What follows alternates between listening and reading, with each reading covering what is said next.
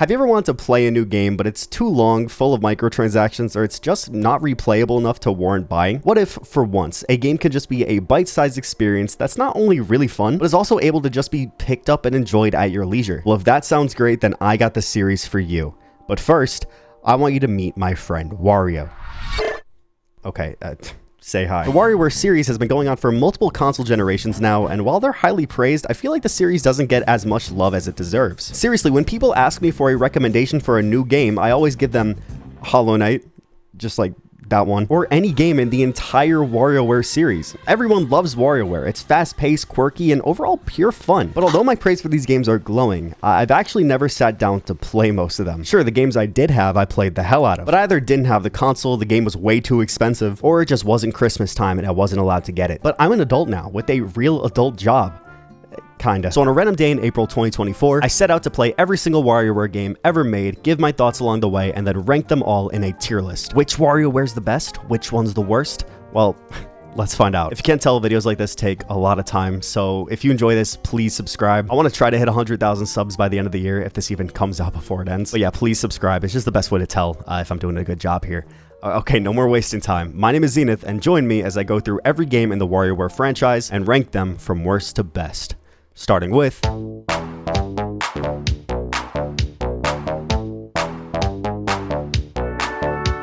Wahoo! There's this guy I've been watching. His name's Game on Ghost, and the amount of energy he has in his videos is something I wish to have one day. So I'm gonna try to do it. Wahoo! What's gonna happen now? Watch out, Mario! Released in 2003, WarioWare Inc. Mega Microgames was the inaugural game to the WarioWare series. Releasing for the Gameboy Advance, it was originally created with mobile gaming in mind. You know, without all those microtransactions. This isn't just the first game in the series, but it sets a pretty solid foundation for every subsequent game to come. Look, I'm not going to pretend that a Game Boy Advance game is modern art, but for a first try, this game got a lot right. So much so that every game after this still takes aspects from this one as a baseline. It is a GBA game though, so there will be some jank. For now, I made my profile and began my journey into the WarioWare world. WarioWare world. Every level has a sort of mini cutscene introducing their own character, and since this is a WarioWare game and it's the first level, obviously this one was Wario doing this. Think you can beat my games?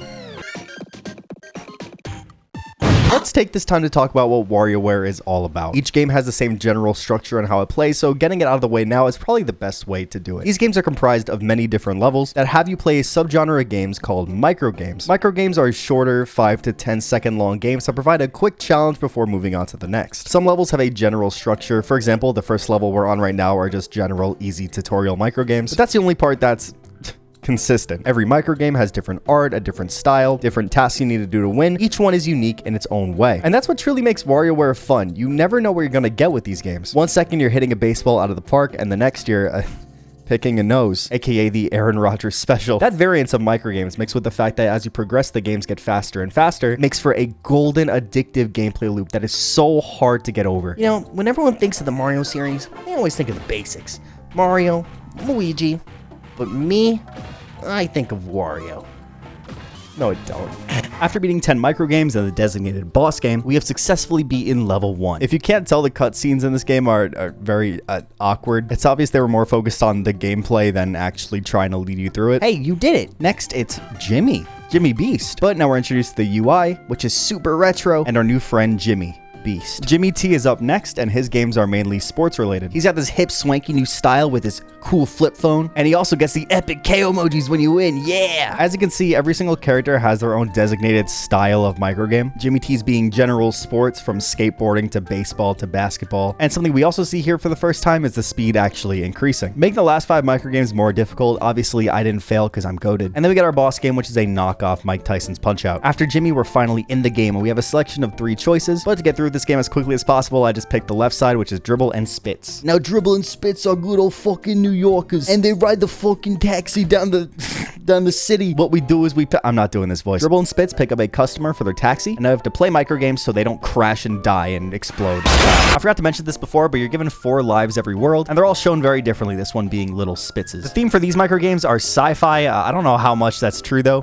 because there's also a lot of general Wario-based ones. I'm not sure if my game was bugged or I got a lot of Wario games. Anyway, the threshold for the boss game now is 24. So as you can see, the difficulty is ramping up quickly, but the boss game for this mode is a quick little shooter thing where you get little upgrades. These honestly remind me of those like ball breaker TikToks where they have the sad guy and then they have the happy guy when they're in the thing. Anyway, after we deliver the guy to his location, he turns into a freaking mermaid and we get to say goodbye to him. What? I'm a freaking Michael Mermaid. After everyone's story is completed, we get to view them at the Gelateria. As you can see, Jimmy's already there, alone, being a loser. While Dribble and Spitz are just enjoying some ice cream together. Okay, next up is our good friend Mona. Mona's riding her scooter, doing her own thing, but oh no, I'm running late. As she's speeding, a police car sees her and starts to chase her. But Mona fucking hates the police. And with her friend, Mr. Monkey, we're gonna kill every single police officer.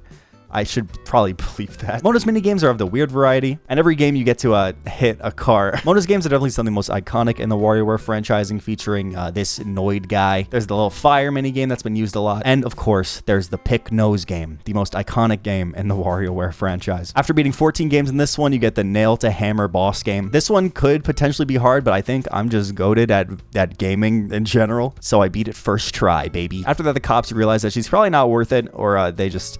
You know, they're just all dead. Moto speeds the clock in right on time. Yay, it's right on time, yay! Lesson learned, kids. Always speed on the highway and never stop for police officers. After this, we unlock 2 new multiplayer games, one being a vacuuming game, and another where you kick the little noids. What are they called? Wait, hold on. You kick the Francs, and you need to get them as close to the edge as possible without them falling off. Since this is a GBA game, the way they did multiplayer was just having 2 people press buttons on either side of the screen. And since, you know, I couldn't do that, I just played it by myself. It's very fun. You guys remember that show, Dude, What Would Happen? There was like the 3 guys, and they're like, CJ's the ultimate of cool. Put the banana down, and no one gets hurt. I'm just rambling.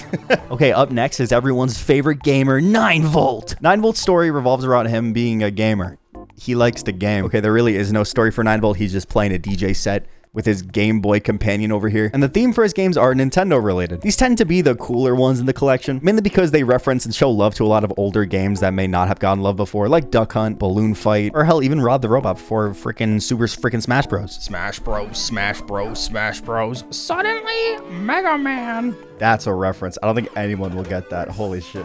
The boss game is a pitch machine baseball game here. I'm not entirely sure what this one is referencing, but they have Super freaking Mario Bros. After we beat 9Volt, we're told that the GBA SP is here. Oh boy. And 9Volt uses his hoverboard to get his GBA SP. And now he's at the tower and he's gaming. Wow, Bugger. You rock. I admit defeat. You win. It's just so nerdy and dorky. Holy fuck. And up next is Jimmy.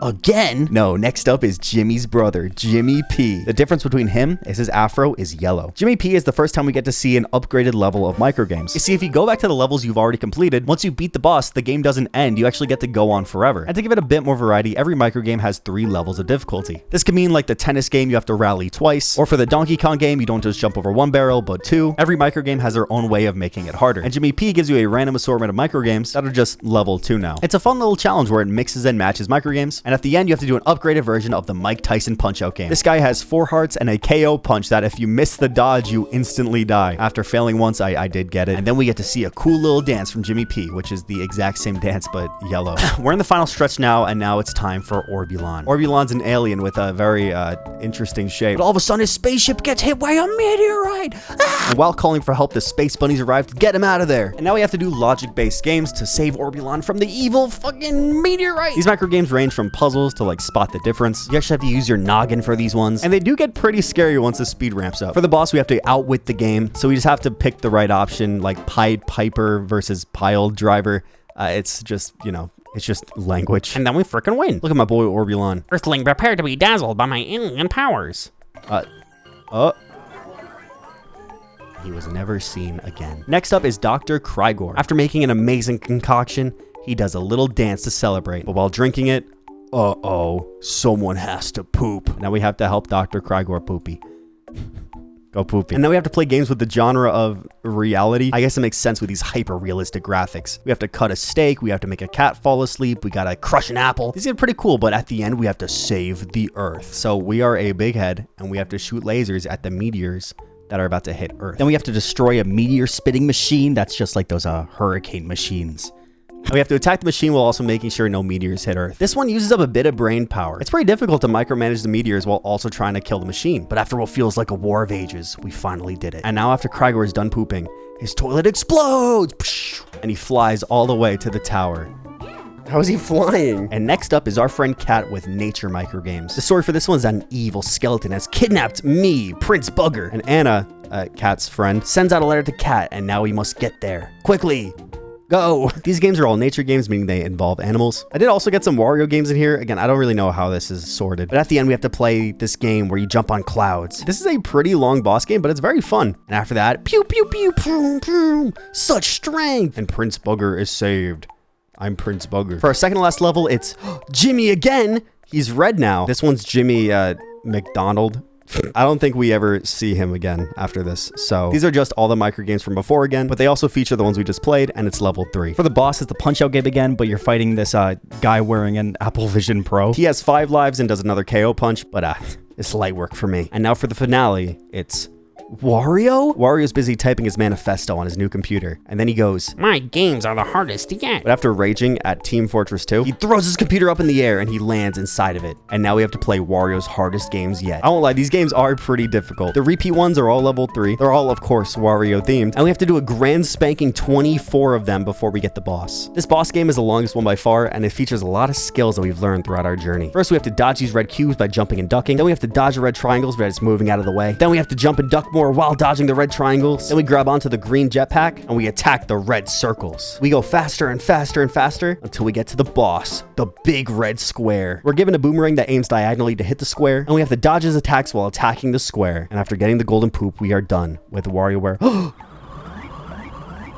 It's a freaking trap! And then we have to spam the A button to get away from the boulder. Run! Run! Run! And phew! We just barely made it. And with that, WarioWare Inc. Mega Microgames is done. This is without a doubt one of, if not the simplest game here. We just have to remember that it was made for the Game Boy Advance, and it was a first try. So look, I can forgive the stunted story and the weird graphics and the so retro vibe, because the microgames here are pretty damn fun. And one of the main aspects of the replayability is the fact that we have barely scratched the surface on microgames here. There are over 200 separate microgames for this one game. So going back and looking at the collections, seeing what you haven't gotten yet, and then playing the levels until you unlock them is pretty damn fun. Once you beat the story, you're given a couple extra modes called All Mixed Up. You're given a blue version called Easy, which is just the normal game. There's a pink pig called Boss Mode, which is just all the boss games combined, and the level increases after you beat the last one. There's Thrilling Mode, which gives you all level 3 microgames, and you only get 1 life to complete them. And then there's Hard Mode, which just starts off really fast. If I were to pick a least favorite out of all these, it would be the Boss Mode. I just don't see myself wanting to play the boss games over and over again, as they tend to last pretty long, and since there's not many of them, they get kind of repetitive. And you're given some more multiplayer games to play, but they're just like the Foot game.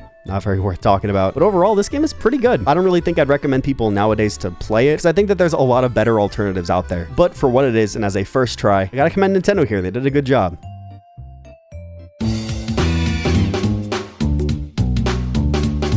Wahoo! It's Mega Party Games time, baby! We're gonna party. We're gonna games. We're gonna Mega Party Games. Mega Party Games.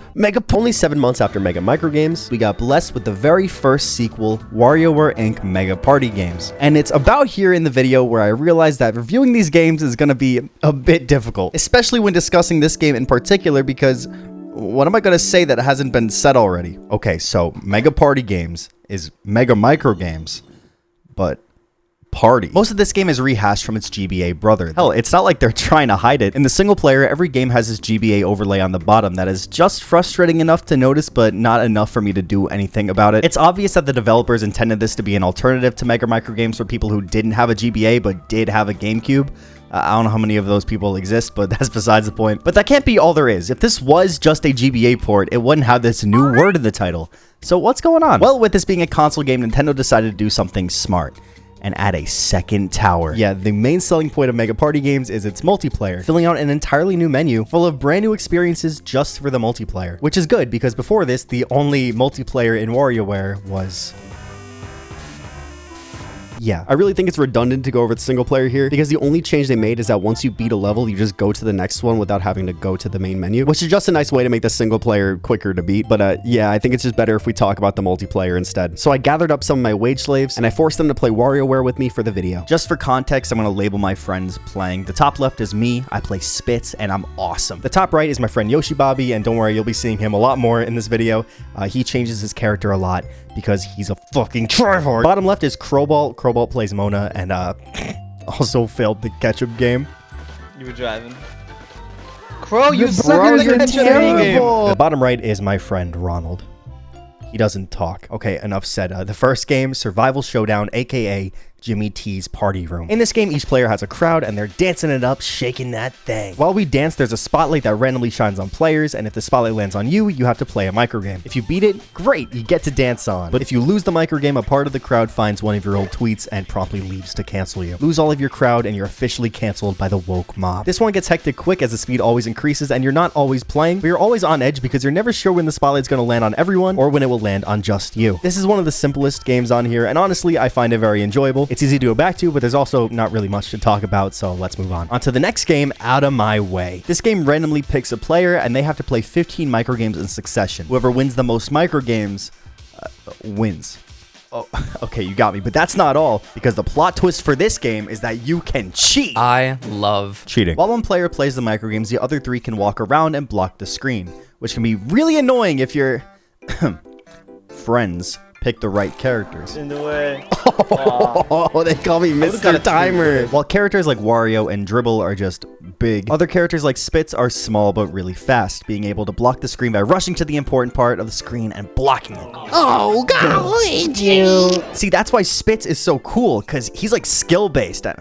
Okay, yeah, Wario is definitely the meta here. If you play him, you could just sit in the middle of the screen, taunt, and 90% of the time, you're already blocking so much of the screen that the important part's already screwed up. With that being said, I still find this one really fun. I think the dynamic of having your friends be assholes to each other is really funny. And this is the perfect game to play if you secretly hate all your friends and don't want them to have fun. But yeah, Out of My Way gets a thumbs up from me. Yeah, gamer wins.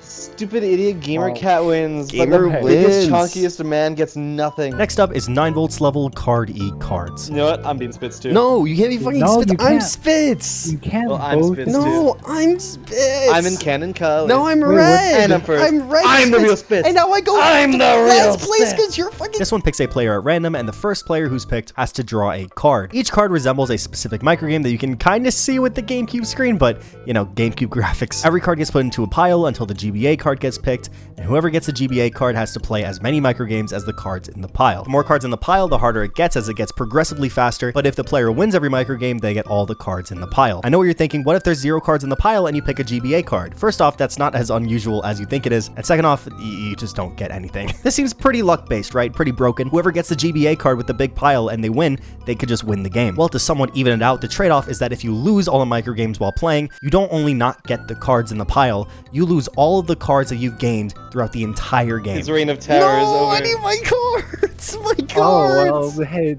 Zen, My how does it feel cards. being broke? Those cards aren't gone forever though, because if someone gets a GBA card, even if there's 1 card in the play pile, if they win every single card that's been discarded, including your old ones. Yeah. I'm rich. This makes it a fresh mix of gambling and skill, where if you're in a big lead, you don't really want the GBA card. If you see a nice juicy discarded pile, you want to get that GBA card as quickly as possible. While playing the microgames, the other players can walk around to different quadrants and steal cards to put in their own pile. There's a little scale minigame to make it easier, but honestly, you'll get up to like 2 cards each time. But it could lead into some strategies where you can, you know, gang up on one person winning. Well, Bro, if you stop stealing from me, I won't bring up the burger incident. there is no. This game is really fun, it's unpredictable, and it always feels close until the last card is drawn, which is exactly what I want in a WarioWare game. At least I didn't have 0. Yippee. Speaking of games, this next one is a game.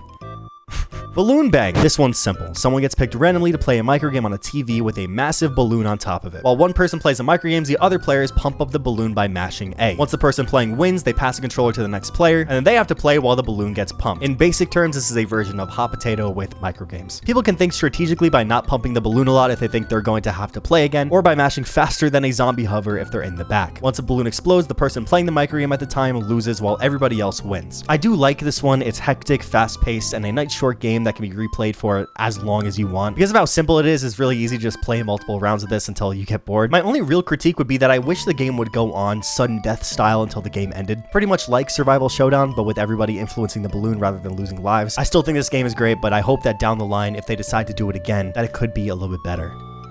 If they decide to do it again. If they decide to do it again. Foreshadowing is a narrative device. Cat and Anna's Room gives us Wobbly Bobbly.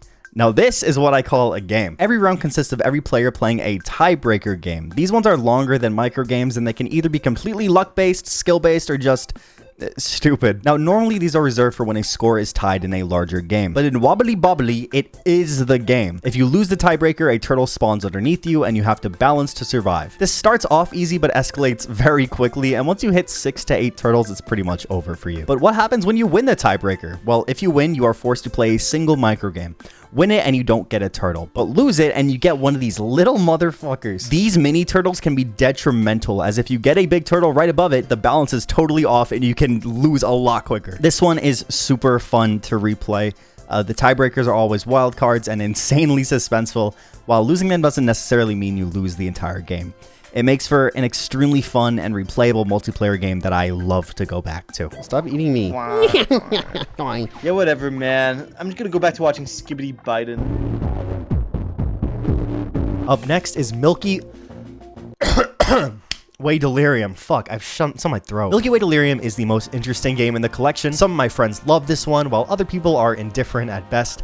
And I'm kinda with you on that. This is a strategy-based game where you shoot asteroids to claim a shot. The number on the asteroid you shoot indicates how many microgames you need to win to claim that land. Each microgame gets exponentially faster as you go on, making the big 6 asteroids really hard to beat on your first try. Luckily, even if you lose that microgame, the asteroid doesn't go back to size, so you could technically whittle down one asteroid every time you go, but that's if the asteroid even lives long enough for you to get to it again. Another rule is that if you claim 2 plots and there are any plots in a straight line connecting yours, you'll get all of those plots too. This may seem confusing, but the game simplifies it because if you have an opportunity to steal someone's point, you'll be forced to shoot that asteroid. There's a lot of strategy you can do for this game. For example, edge pieces are really hard to steal and corners can't be stolen. So the strategy becomes trying to get to the corners in any way possible. It's kind of hard to really actually strategically plan though, because again, if you have any chance to steal at all, you're forced to take the shot. So it becomes a bit of a game of hoping somebody goes on the edge and then hopefully stealing the corner. It's kind of difficult because you got to hope that the other person doesn't realize what they're doing, or you got to put them in a position to force them to shoot on the edge.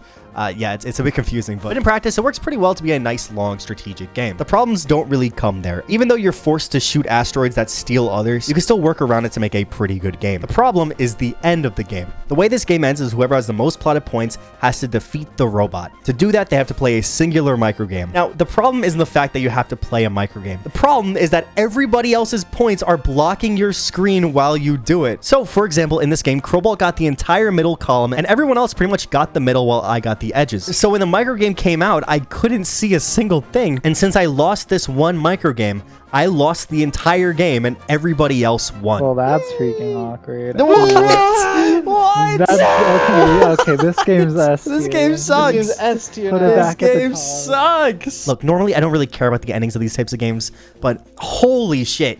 This is so stupid. Everyone just spent upwards of 40 minutes playing a strategy-based game, having people strategize and figure out things to get enough points to win. Somebody finally gets the upper hand, and then they get punished for winning. I guess it's cool to have people feel like they're always in the game, but they were already always in the game before this. If they stole one row, they would probably automatically win. It doesn't even feel good winning as the group here, because it feels like a pity win. It feels like the game's just handing you the dub because it feels bad, and that's not fun to play. Again, it's WarioWare, and if it was any other collection here, I really wouldn't care. But since it's a strategy-based game, pulling the rug out from under you right at the end, it feels like a massive kick in the dick. And I know I'm not the only one who thinks that. Okay, now it's time for the biggest hit or miss game, Listen to the Doctor. Listen to the Doctor is a fun in-person game that has this guy. Every player has to go into the examination room one at a time, and the doctor prescribes a way to play a microgame. Be it screaming what you love or holding your breath, you must listen to the doctor if you want to win.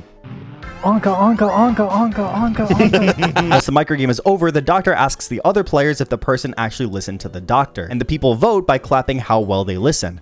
Now, for full transparency, my friends and I played this on Parsec since we all live all over the place, and Ronald doesn't have a microphone, so there's no real way to tell if he's listening to the doctor. Chill. Okay, Ronald was probably Ronald's so good, though. Ronald was so about to sneeze there. But look, games are meant to be fun, so if we're having a good time, that's all that matters. I'm not even sure how the game chooses a winner here. I'm sure winning the microgame matters, but I think the goal of the game is to make you look stupid in front of your friends, win or lose. Honestly, I find this one super fun. In person or remote, they both hit. I feel like the best way to compare this one is something like charades or faking it for Jackbox. In person, this one does work a lot better, but even remotely, if you have webcams or hell, just don't try to win. I can see why other people don't like this one, but I love it. Homer, is that Homer? Who the fuck is that? Yeah, that's Homer. It's Homer, yeah. So now for the final game in the collection, All for One. This one is different because in this game, you have to work together. Before the game starts, one player gets picked to play the games until, oh no, the power's out! And since the Game Boy Advance doesn't have a backlight, and we don't have any of 1980s gamers' epic inventions, let's smash! The other players have to shine a flashlight so the one playing can see the games. This game plays just like regular Wario Ware, and it goes on endlessly until you lose 4 lives. After you lose all the lives, you're given a friendship rating based off of how many microgames you've beaten. Personally, my friends and I never got above acquaintances, but that's definitely not my fault. They just suck. I find this one to work really well since it requires everybody to be involved at all times. There's a couple aspects out of your control, like if you're not the one playing, then the person could just lose because they're bad and not because of bad flashlight placement. Or if the person holding the flashlight is stupid, they could just not shine it in the right spot. But hey, that's the point of the game. And that's the end of Mega Party Games. There are some more mini games like this plane racing one or this jump rope one, but they're more side modes that you'll probably only play once or twice. 4 people in one jump rope? Oh, man!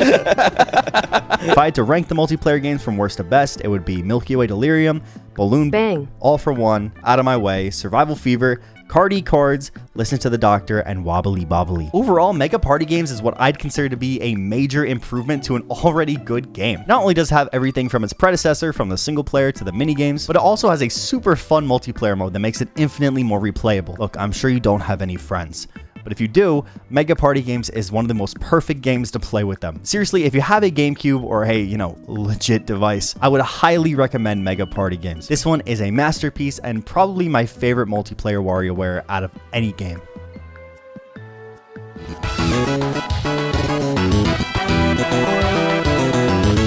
WarioWare Twisted is where the series began to shake things up. In a good way. I mean, sure, both Mega Microgames and Party Games are fun in their own right, but I'd assume having multiple games play the exact same would get stale after its 10th iteration. That being said, with the introduction of WarioWare Twisted, Nintendo decided to shake it up, because now you shake up the controller. WarioWare Twisted was released for the Game Boy Advance in 2004, and if you can't tell, the cartridge looks a bit funky compared to a normal game. That's because this game has a built-in gyroscope that tracks which way you tilt the console while playing. Not only is this really cool and surprisingly accurate, but back in the early 2000s, this kind of technology wasn't heard of. And if you can't tell, the footage you're seeing here is not me. Because having this gyroscope not only makes this game hard to find, but insanely expensive, like to a ludicrous degree. Thankfully, there was an easy way to not only get footage, but actually play the game for myself. Since buying a cartridge is pretty much inaccessible, and I have a controller that supports gyro, I was able to use MGBA to,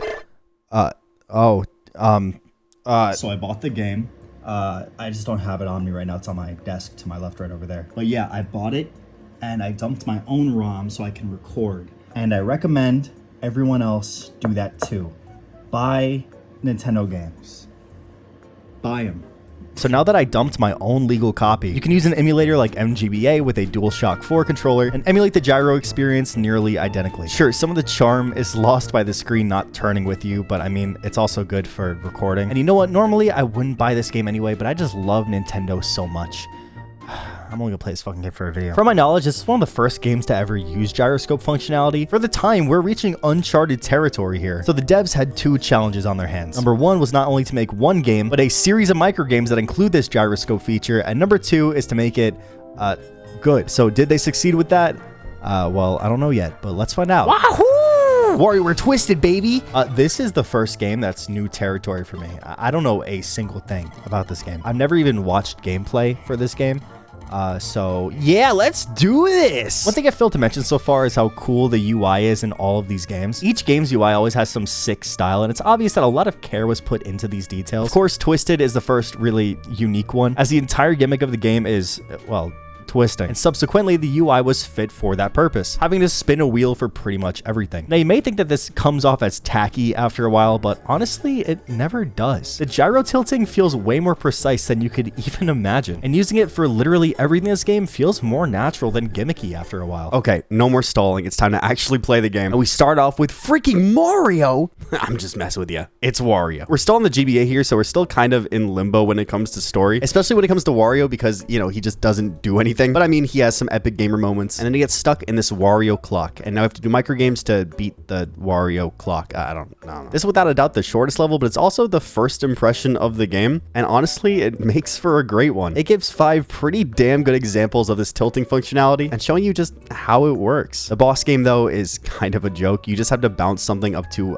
100, which takes less than a second, but come on, it's the tutorial. What are we gonna do? Anyway, Wario gets spit out the clock as multiple mini Warios, and the rat who he was chasing starts chasing him. You know what this reminds me of? My favorite YouTube channel, Alien Interloper Studios. What the fuck? Up next is Mona. Mona's working at her apparently owned pizza place called Mona Pizza, but there's an evil competing company called Pizza Dinosaur. As you can see, Mona and Pizza Dinosaur have kind of a feud. And then there's a pizza... Oh, okay, I'll bring this up now. In the middle of every level, they give you some no-stakes minigame to just twist the Game Boy around. It's nothing super special, but it is a cool little addition to the game. And this happens randomly in every level, and it's pretty fun. Anyway, we make a pizza when Pizza Dinosaur starts attacking us, and now our big pig friend is gonna save us, but then we change the channel.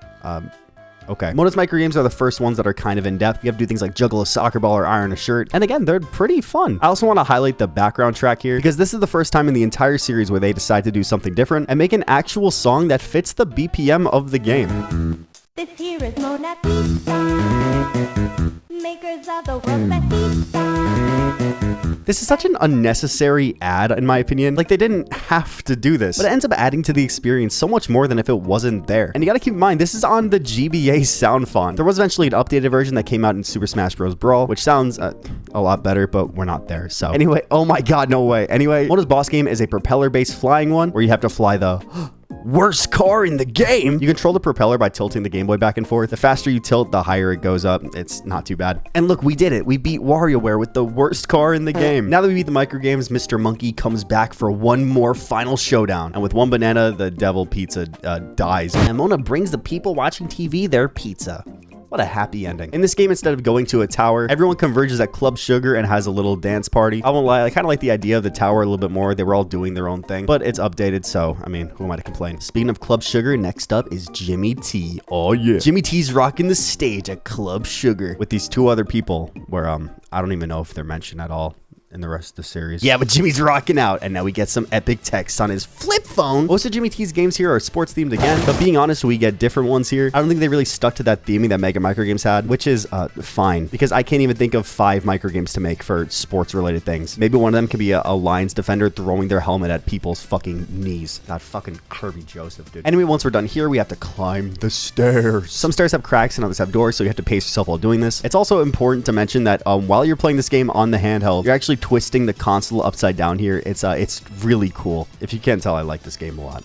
Anyway, Jimmy T and the other Jimmys are dancing away while dinner gets served, and then they never eat it, and they just keep dancing. Keep on dancing, checking their phones like freaking liberals. And now Jimmy T joins the non-stop party, baby. Up next is Kat and Anna, finally working together as one. Kat and Anna are on a field trip with their class, and the teacher makes it very apparent to not wander off.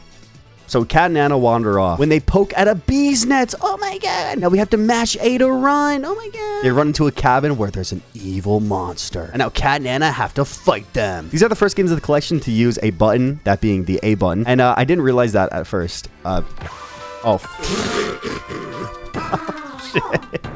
Anyway, it did take me a second to understand that I had to press the button. Anyway, these games only involve pressing the A button. They're just like games from Mega Microgames, just a little bit different. They're all pretty serviceable. For the boss game, you have to turn your Game Boy Advance and play this nose picker shooter game. This one's cool because if you get 2 fingers in the nose hole, you get like collateral damage and it pushes all the noses away. But it doesn't go for long because then you have to fight the big nose. All you gotta do is hit the nose holes a bunch with your 2 fingers. Again, the collateral damage stuff works really well. And then you destroyed the noses.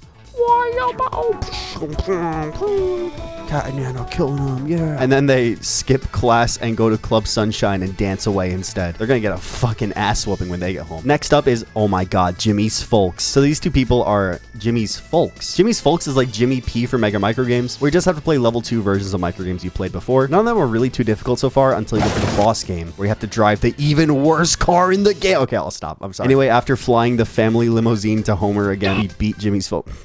We beat up Jimmy's Folks. And we're on to our boys, Dribble and Spitz. Dribble and Spitz are driving around while Spitz messes with the radio. I'm just freaking playing the radio, dude. Until Spitz puts on the car destroying channel, which destroys the taxi. Oh no, what are we gonna do? I know what we're gonna do. Play freaking microgames. These microgames involve us tilting and pressing the A button, which honestly becomes a very involved challenge. I'm really into this twisting mechanic. I think it works so goddamn well. The boss stage here is you powering one of those hand crank rails, like, you know, the one in the Mario Party 1 minigame. The controller, you have to twist the Game Boy Advance around, and you also have to jump over platforms, which while holding the Game Boy Advance is actually pretty fucking difficult. Anyway, then a rock starts chasing you, so you have to just go faster. And then eventually, You beat the freaking microgame. finally, Dribble and Spitz fix their car. Spitz falls asleep, and Dribble, whoa, he's a freaking rocket ship. I used to think the taxi car was super cool when I was a kid. Oh my god. Anyway, Dribble and Spitz finally crash land, and it's time to dance again. Woo! Up next is Dr. Krygor, and he's very excited. Oh my god, what is he doing? Anyway, Dr. Krygor is what I presume to be doing laundry, and his lives are Coca-Cola bottles. I don't know. Anyway, we just gotta do some science games, and the boss stage is a really interesting walking up a slope thing, where you have to tilt the Game Boy Advance so the ground is always level to the person. This becomes a little ridiculous when the floor becomes the wall and then the ceiling, and this one's honestly easier playing on a handheld than playing with a PS4 controller for recording, because I bought this game. Because it's a lot easier to be able to see where the floor is than to just get a feel for it. But anyway, Dr. Krygor is just doing his own thing. I really don't know what to do about him. Anyway, up next is this interesting clock looking thing. This game mode is called Speed Spin. Now, Speed Spin gives you 20 seconds initially to beat a microgame. And when you beat the microgame, you gain around 2 seconds back. This would be a really fun mode if it went indefinitely, but for this one, you have to actually, you know, get to the boss stage. The boss stage is luckily just the Wario one from before, so it took less than a second and I beat it. Anyway, after showing Wario that we are an absolute fucking pro, it's time for Orbulon's stage. Orbulon's flying around in space, like always, getting a massage from the space bunnies. And we get to give Orbulon a massage with this. Oh my god, dude. Orbulon falls asleep from our epic massaging, and then in turn, all the space bunnies fall asleep. And then, oh no,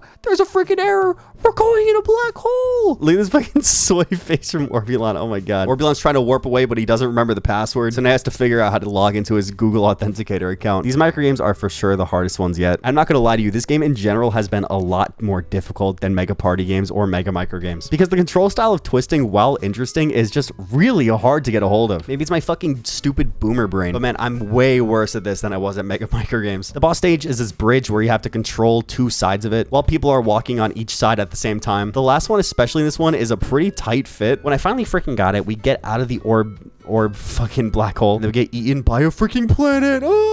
We get spat right next to Club Sugar, and Orbulon is learning how to groove. Up next is 9V with the Spintendo Classics. Awesome. This level introduces us to the only new character in this game, that being 18V. Now, while 18V looks like a fucking 24-year-old, he's actually 9 years old. So yeah, totally, I agree with that. Y'all ever hear the Bishop Sycamore baseball team, or is that too niche? Anyway, 18V immediately plays music in his class, and his teacher gets pissed. And while he's sad walking home, feeling like he'll never make any friends, 9V comes up to him and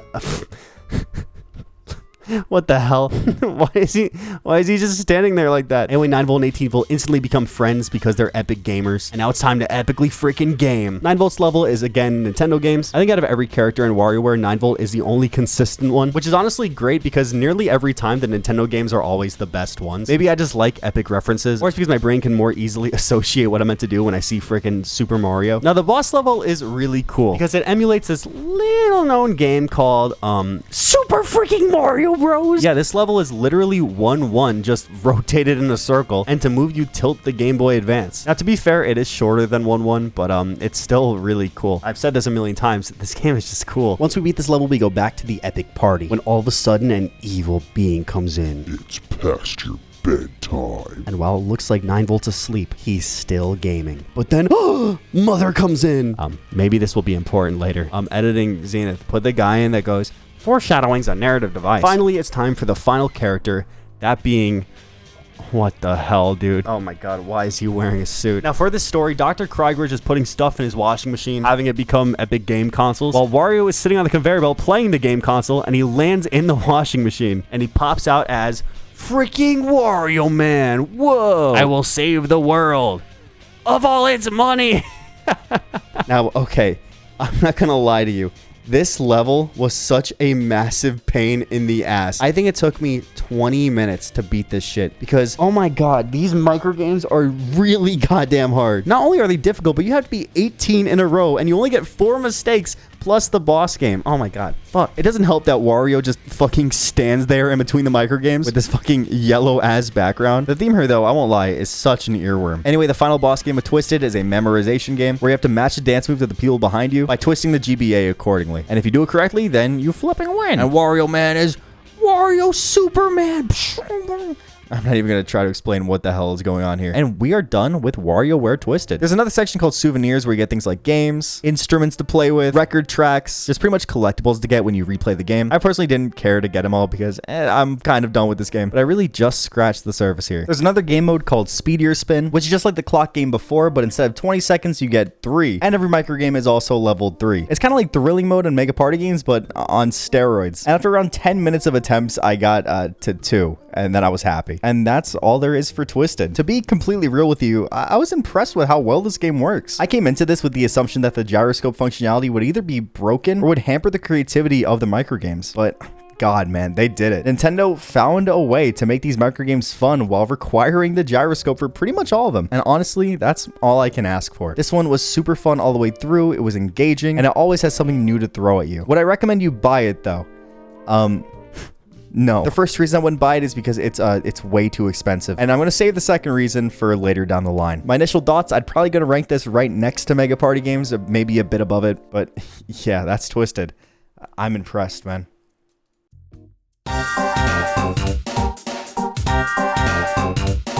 Wahoo, everybody, it's WarioWare Touch time. It's time to get touched. It's time to play WarioWare Touched. Released only a couple months after WarioWare Twisted, WarioWare Touch released as a launch title for the Nintendo DS. And with that, its main gimmick is obviously going to be the DS's epic touchscreen. Hey Bobby, I just got a Nintendo DS! It's really hard to grasp how old the DS is now. Like, it is older now than the original NES was when the DS came out. Isn't that crazy? See, it feels like that was a longer time period, right? But, I mean, that's okay, because right now Kendrick and Drake are beefing, and that's all I really care about. So if you can't tell, this segment is a bit shorter than the rest of them, and that's for 2 pretty good reasons. Reason 1 is because we're only on game 4, and we're like 45 minutes into this goddamn video. And the second reason is because this game is kinda...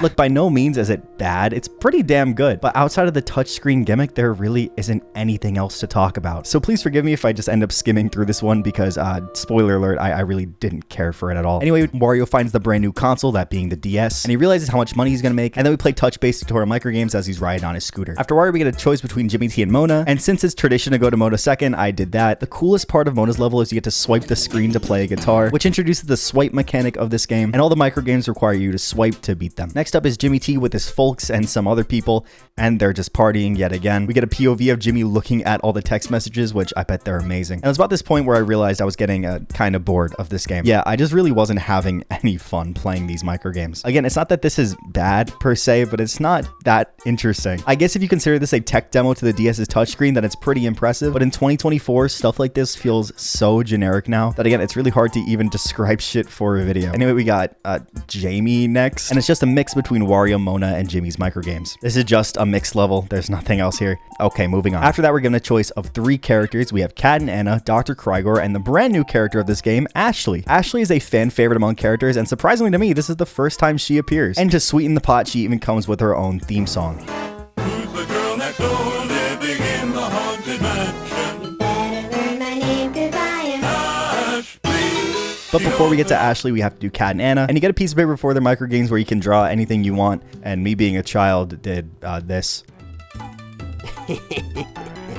I'm funny. After that, it's time for Ashley's level. The point of Ashley is that she's a wizard who hates life and just wants death upon everything. Her whole aesthetic is like early 2000s emo kid. So if you like that, then you'll like Ashley. But if you don't like that, then...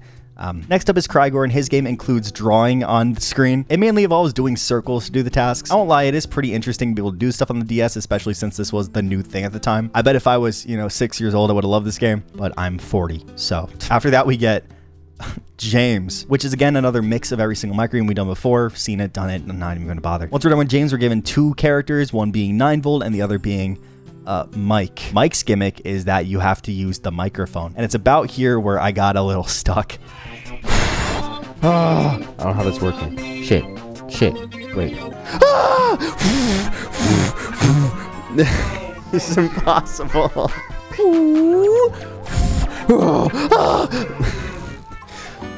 You're You're so hot. Oh, what?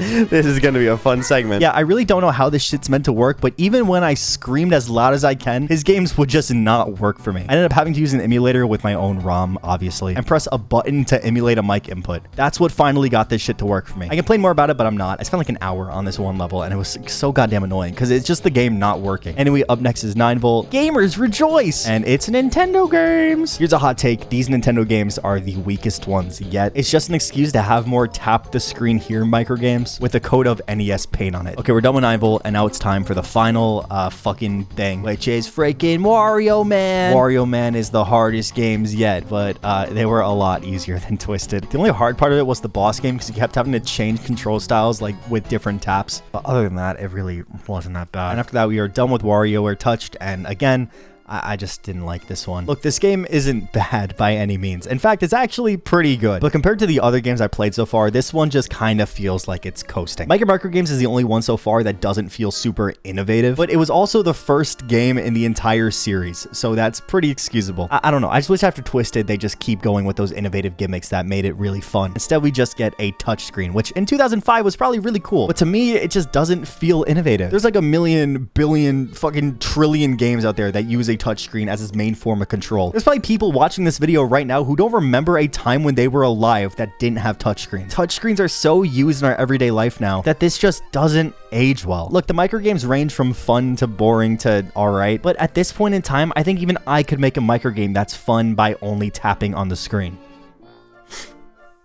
Foreshadowing. Look, I'm sure when it came out, playing this felt a lot better. But in 2024, as someone who's lived with touchscreens for decades now, it just doesn't feel the same. Call me biased or whatever, but to me, WarioWare Touch doesn't do enough to want me to keep playing. And that's kind of tragic because just like in Twisted, there were things like a toy box and albums and stuff you can collect. But to be able to do that, you have to play more of WarioWare Touched. And if I want to play WarioWare, this is going to be on the bottom. Especially nowadays, I just think there are better alternatives that you can spend your time on. So look, I'm sorry, but as of right now, WarioWare Touched is the worst game I've played so far.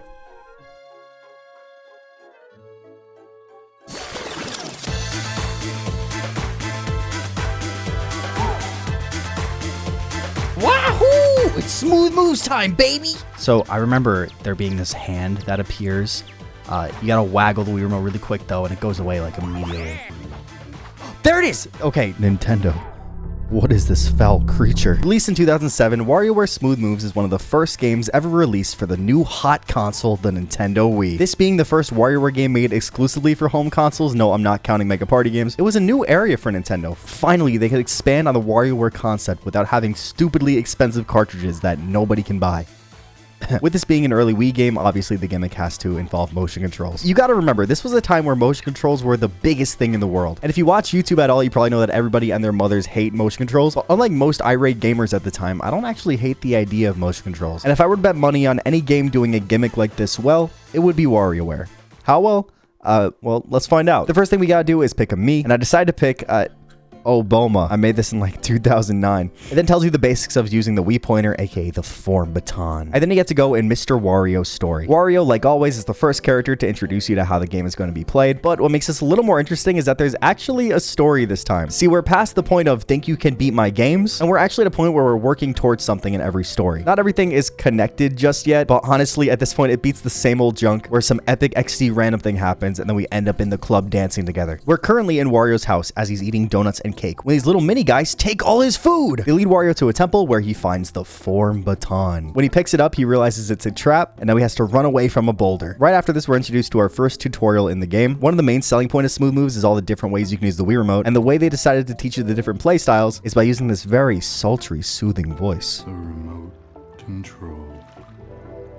We will be seeing this guy a lot, but for now we're doing the remote control, and now we have to save Wario by beating his microgames. Wario's microgames are of course the introductory ones, and they only use the first control style, the remote control, meaning that every single game you just point the Wii remote at the screen, and you mainly just have to point at things or move the Wii remote closer or further. It's nothing too insane yet, but once we beat the boss by fanning out everything off this cliff, it's just moving the Wii remote up and down. Wario barely makes it out the temple alive, leading us into smooth moves. Next up is Mona, and in this game she is a cheerleader with her 4 identical twin partners. Now this football player, he's kinda in love. And we need to show him the true meaning of love and football, just like Josh Dobbs. Mona's level introduced us to the first new play style, that being the umbrella, where instead of pointing the Wii remote at the screen, you point it up, and then again you do whatever the game tells you to do. It also teaches us the handlebar, where you hold the Wii remote sideways like a handlebar. This is where we start to get some variety in gameplay here. We switch form baton styles pretty much every single microgame now, keeping us always on our toes. The boss game here is a sorting game where you have to sort pink from woman and blue from man, and that's all the genders. And then I'm gonna cut that out. My pronouns are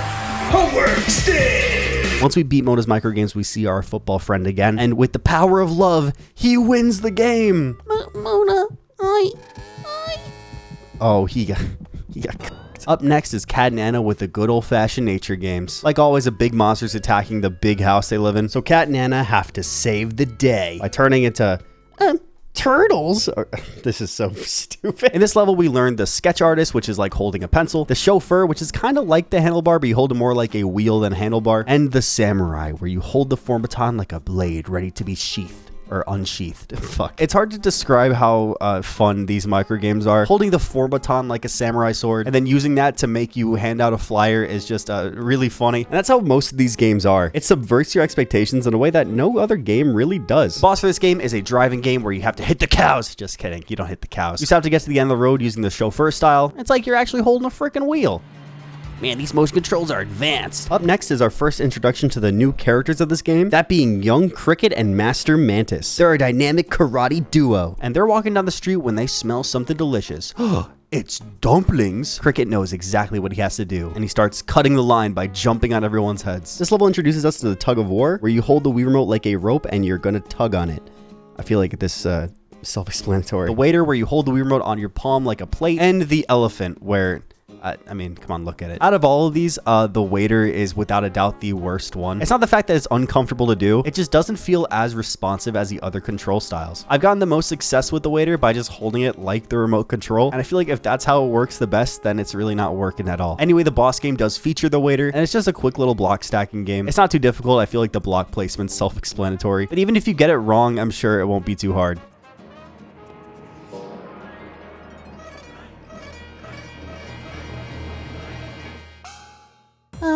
Excuse me. I'll get to the back of the line. And then he jumps on everyone's head again. Okay, this is awesome. Up next is our good old best friend, Jimmy T. Jimmy T's walking in the rain, and he sees a stray cat. And then being a fucking chill-ass dude, gives the cat the umbrella so he stays dry. And then a cat starts following him. And then a lot of cats start following him. And then they start to dance.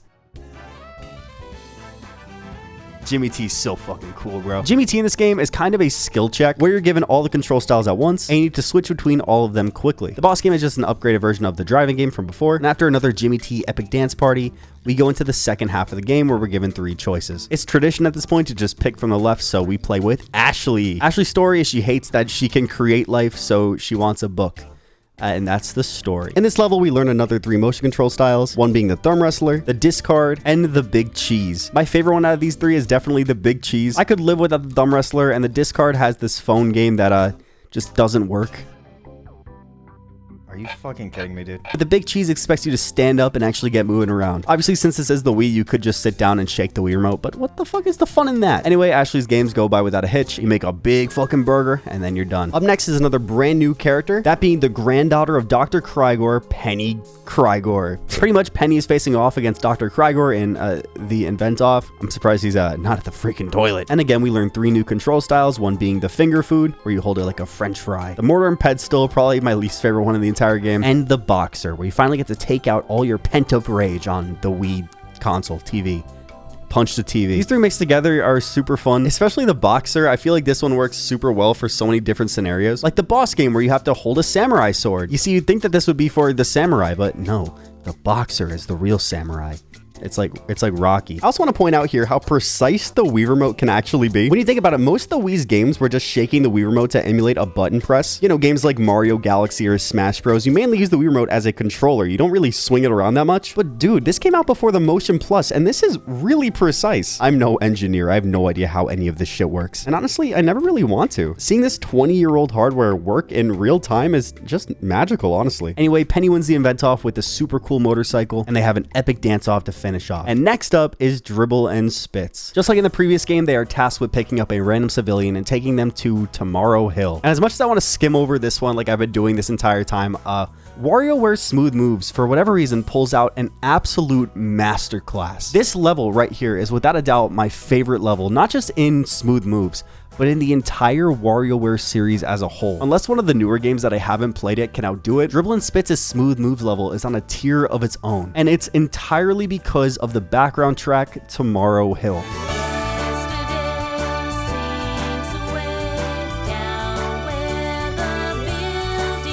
This is literally meant to be just another background song, but some genius decided to make a full 2-minute song that's not just timed perfectly with the microgames, but is one of the best video game songs I've ever listened to. Now, look, I brought it up before, but WarioWare is not shy to make actual songs for their games. Look at Mona Pizza or the Ashley song, but this one hits so differently, it's incredible. Look, I know it's just a WarioWare song, but oh my god, this song moves me in a way that not many others do. There's just something about it that hits this perfect, cheery, childlike wonder vibe that is so specifically fine-tuned for my ear that every time I listen to it, I just lose track of time. To whoever sang in the song and to whoever like produced it and thought about it, I just want to say thank you. I adore this song, and I know many other people who do. And you people have inspired probably thousands of kids just like me with this one cheery tune. Okay, sorry, so about the microgames. We learned 3 new control styles here too. We learned the dumbbell, which is like the boxer but inverted, the mohawk, which is like the elephant but a little bit higher, and the janitor. You would think that control styles like the mohawk and the elephant are pretty much the same thing, but each style tends to make you move different parts of the body. Like for example, the elephant makes you look around with your head while the mohawk makes you jump and squat. It's just a cool detail to make sure people are, you know, actually doing the task. Okay, for the boss here, I've memorized this goddamn thing because I've played this level so much. You as Obama goes through an obstacle course with the mohawk, and then after they switch to the elephant and start shooting flying rocks, which turn out to be freaking flying boogers. You then have to destroy a big nose, and once you do it, you do a little hop, and Dribble and Spits' level is complete. I want to remind you guys that you can go back and play this indefinitely, and I sure have. Okay, no more reminiscing here.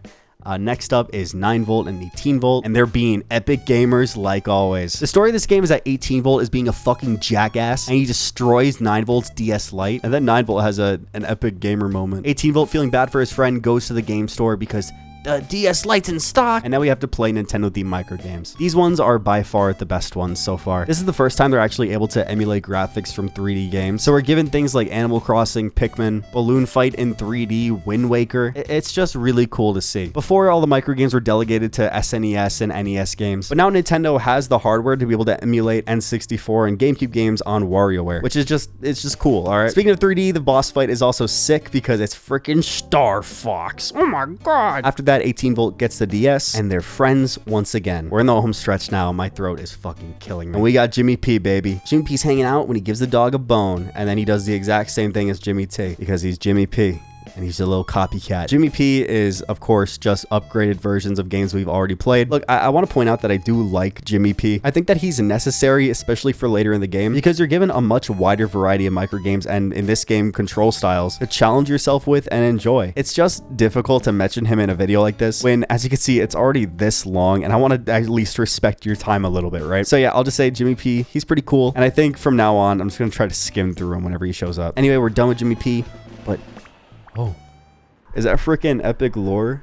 Chungus, epic Chungus lore. And now it's time for the last thing, which is called Forever Form Baton. Wario got the epic invention from Penny as a gift, but as he's riding it, he gets sucked into the engine and then spit out into little mini Warios. And the little mini Warios love strawberries for whatever reason. I don't know. Now we just have to play the hardest microgames yet, and they're all Wario themed. The thing I do want to highlight is the boss game. The boss game is a synchronized dance game with the Wii remotes, where you have to mimic the actions of the people in front of you in tempo with the song. Now, in my time playing this game, game, I've tried to cheese it before, and I've always lost. I don't know how this thing can tell if you're not actually dancing, but now every time I play this game, even if I'm feeling really lazy, I always get up to dance perfectly with these guys because they know. After that, these mini Warios become a big Wario chungus, and the little aliens from the beginning of the game get mad that Wario has the form baton. They chase him all the way back to the temple where he trips and lands right where he found it in the beginning of the game, and that is Wario Ware's smooth moves. I don't think I talked enough about how much I loved motion controls in this game. I feel like the way that they did it and the concept in general is just amazing for a game like this, because to me, WarioWare has always been about having fun, and one of the best ways that I've always had fun playing games is by getting immersed and involving myself in the game. It's true, I do like motion controls in certain circumstances, especially in this game. I think that this game does it really well. And when you include styles like the big cheese or the mohawk where you're meant to stand up, I just think it's a really fun mix-up. And out of all the gimmicks I've talked about so far, from Twisted to the touchscreen, I think that smooth moves and motion controls is definitely the best one. Okay, I know I'm coming off as a hypocrite here because I just complained about Touched and how its control scheme was really basic, while motion controls are probably the most overused mechanic ever. But ironically, I do still think that smooth moves is a rare occurrence, because yes, it uses motion controls, but it does it good. Even with the Wii Motion Plus accessory, I think I can only name like 5 games that have the motion controls be a major part of it and that do it actually well. So because of that, I'm not a hypocrite. Motion controls are awesome. Fuck you. Once you beat the single player campaign, you unlock the multiplayer tower, which my friend and I didn't know that before, so we had to replay the entire game again. I'm not sure why they lock it, but whatever. Also, if you didn't realize somehow the resolution is different, I've recorded the multiplayer section before I got an upscaler for my Wii. So tough. Plus about the multiplayer in this game is that all of it requires only one singular Wii remote. So if, for example, some of the footage gets fucked up while recording, then I could just do it again and play with myself. Then I could just do it again and play by myself. There are 4 main levels that you have here with some side modes. So let's go over them one by one. The first one being survival. Survival is a very basic concept that we've been over before. Pretty much you and everyone else take turns playing microgames, and if you lose the microgame, you don't survive. The last person standing wins. This game is simple and quick, but with the microgames being as fun as they are, you don't really need too much depth with the modes. So this one, it gets a pass. Shit. Next up on the list is Bomb. Bomb is another hot potato-like game where you pass the Wii remote around and play microgames until the bomb explodes. For this version, the way it explodes is if you lose a microgame. After beating your microgame, you have a limited amount of time to pick a control style for the other player before passing them the Wii remote for them to play. Form baton. If the microgame has failed or if the timer runs out during the selection screen, then the bomb explodes and whoever is holding it loses. This game is definitely the safe pick of the bunch, but honestly, it feels more awkward to play than anything. Mainly because after completing a microgame, your instinct is to immediately pass a controller to pass the bomb to the next player. But if you do that, then you haven't picked a control style for them to play, so you haven't passed the bomb in game. Meaning, if you're not quick enough or your friend is a fucking asshole, you pretty much insta-lose, or they could just pick a control style themselves and you're at a massive disadvantage. Every time you pick a control style, the level upgrades. So for example, if I pick the discard at level 1, if he picks the discard from me, it will be a level 2 microgame. This goes up to 3 levels, of course, but from my experience, the games don't really go that far. For us, this is just a way to spam the discard and get the phone game because that one was notoriously buggy for us. But yeah, Bomb is pretty fun. No! The next game is Lifeline. 2 Miis are running away. From what?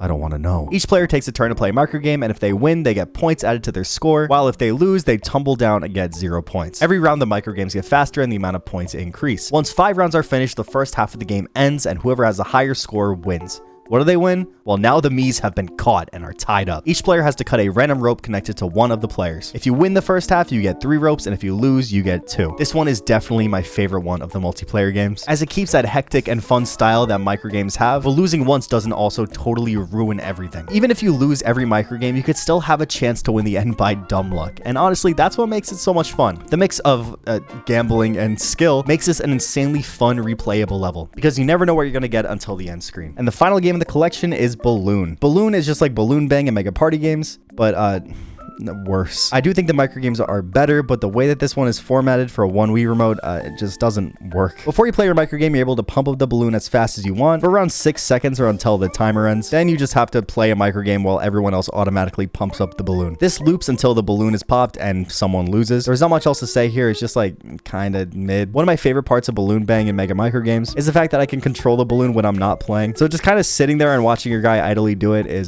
just kind of lame. And that's all there is for smooth moves. The side modes are darts, which is I want you to guess. Star Nose, which is a simple racing game between two noses, and Bungee Buddies, where one player takes control of the nunchuck while the other person takes control of the Wii Remote, and you shake your Wii Remote to jump over potholes and walls and all that stuff. I won't lie, out of all these games, Bungee Buddies is pretty fun, and although I complain here and there about these multiplayer games, Lifeline on its own is just so much fun that it makes up for all of it. But yeah, that is Smooth Moves. Honestly, this game crushed it. It did motion controls in a way that nobody did before and not many people did after. Even with the Motion Plus accessory that came later, no game has even gotten close to as fun or as responsive or as timeless as a game like this is. When I think of WarioWare, I think of Smooth Moves. It's just that much fun. This game is timeless, and if you give me an hour, I would praise the game that entire time. This is without a doubt the best WarioWare game yet, and I can't wait to see what comes next.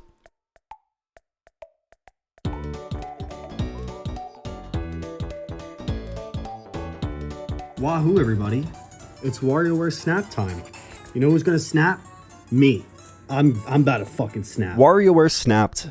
WarioWare sucks.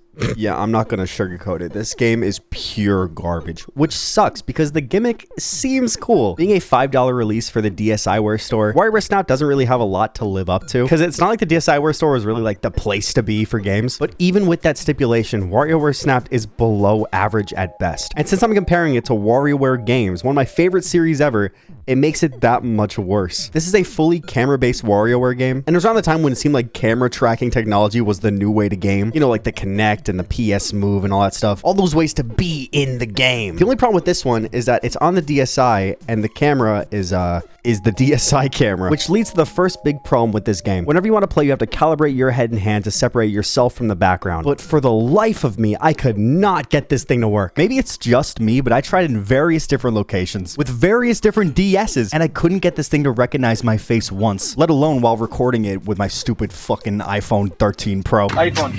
Wow, iPhone. Thankfully, a generous man named Japan Commercials for You Too recorded his gameplay with what seems like a capture card, and he was able to record most of the game just by itself in like 10 minutes. So I asked him if I could use his footage, and thankfully he said yeah. So thank you to Japan Commercials for You Too for the footage. Honestly, we won't be here for long because there's just not much to talk about. I can only call a game shit so many times before I just start ripping the AVGN. But really, there isn't enough substance to even warrant a discussion here. The entire way you play the game is by picking one of the 4 characters on the home screen, calibrating your face, and then playing 5 microgames, and then you're done. There's no interesting scenery. Every transition is just the same roller coaster recolored. There isn't even a lose condition. You literally can't lose this game if you try. Sure, you can fail the microgames, but there's no punishment. It just moves on to the next one like nothing happens. Seriously, if this game doesn't even care, then why should I? WarioWare snapped.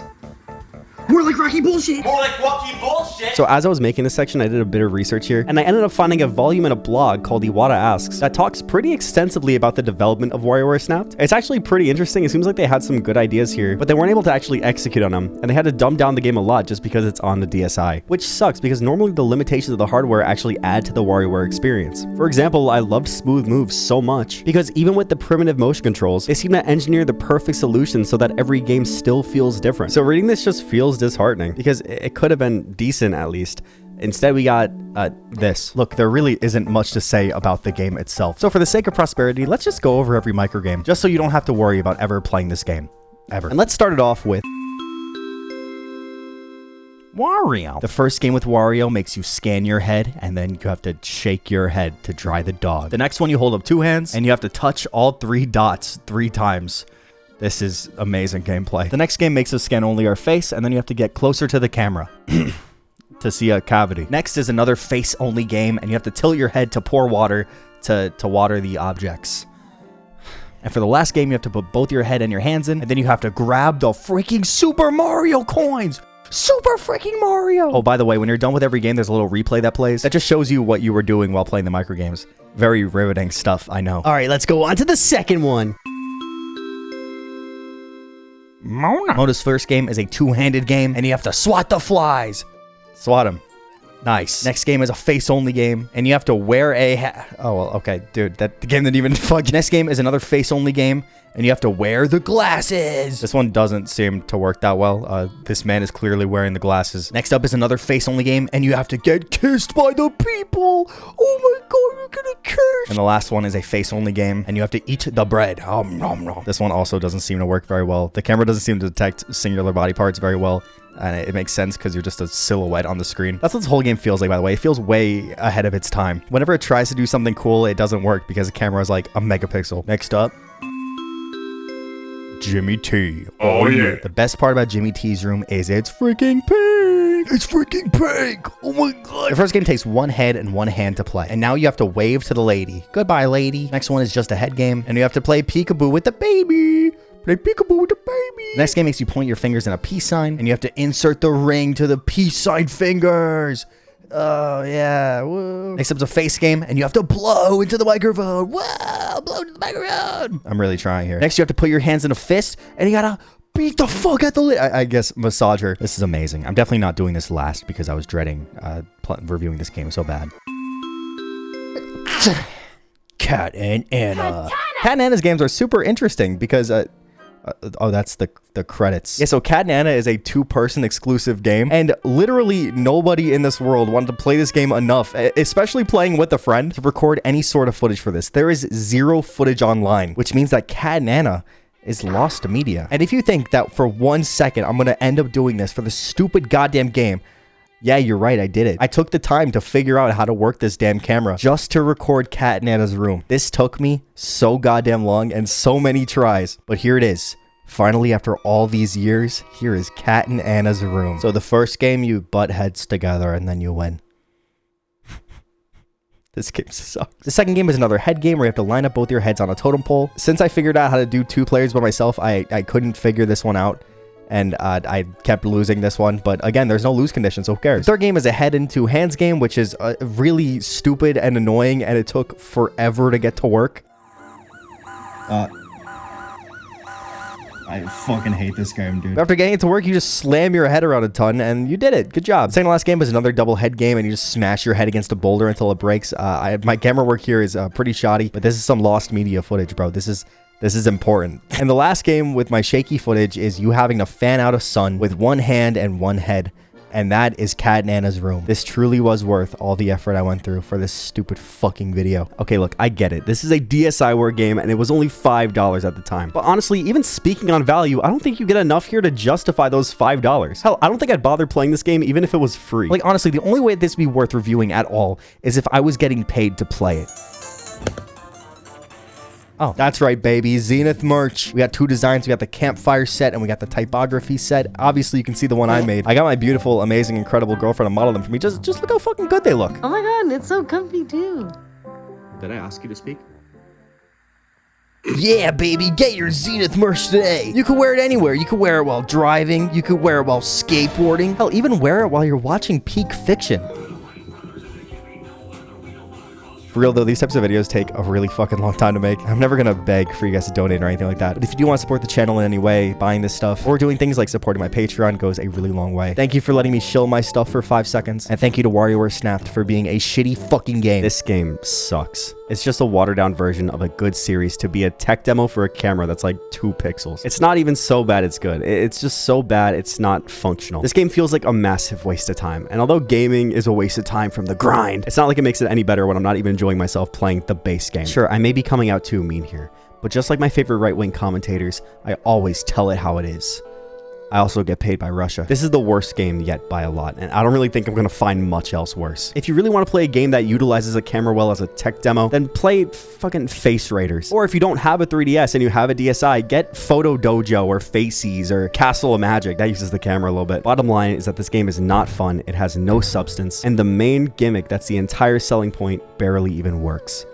Bottom of the list for sure.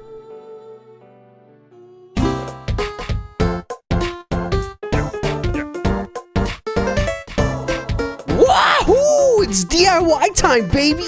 This one, I'm looking forward to this one. Only 1 year after Snapped, we received the next entry in the WarioWare franchise, that being do-it-yourself or DIY. I like to think of this as Nintendo saying, oh, you don't like our slop? Well, then you make it. Obviously, that's not exactly how it went, because this game is so chock full of love, care and effort that I've rarely seen in any video game before. I want to preface this with the fact that I absolutely adore this game, and even going back to it now, it's just one of the best experiences I've ever had playing any game ever. Look, I'm gonna be real with you guys. I started working on this video back in April, pretty much a week after the latest one, and one of the reasons why this took so long was because I kinda got really addicted to making microgames. But that's because making them is way too fun, man. I got transported back to a time when I was a kid, getting random ideas, none of them ever being any good, but I was able to immediately jot it down and create it from scratch with this insanely intuitive game maker that just allows your creativity to explode. I call this game Poop.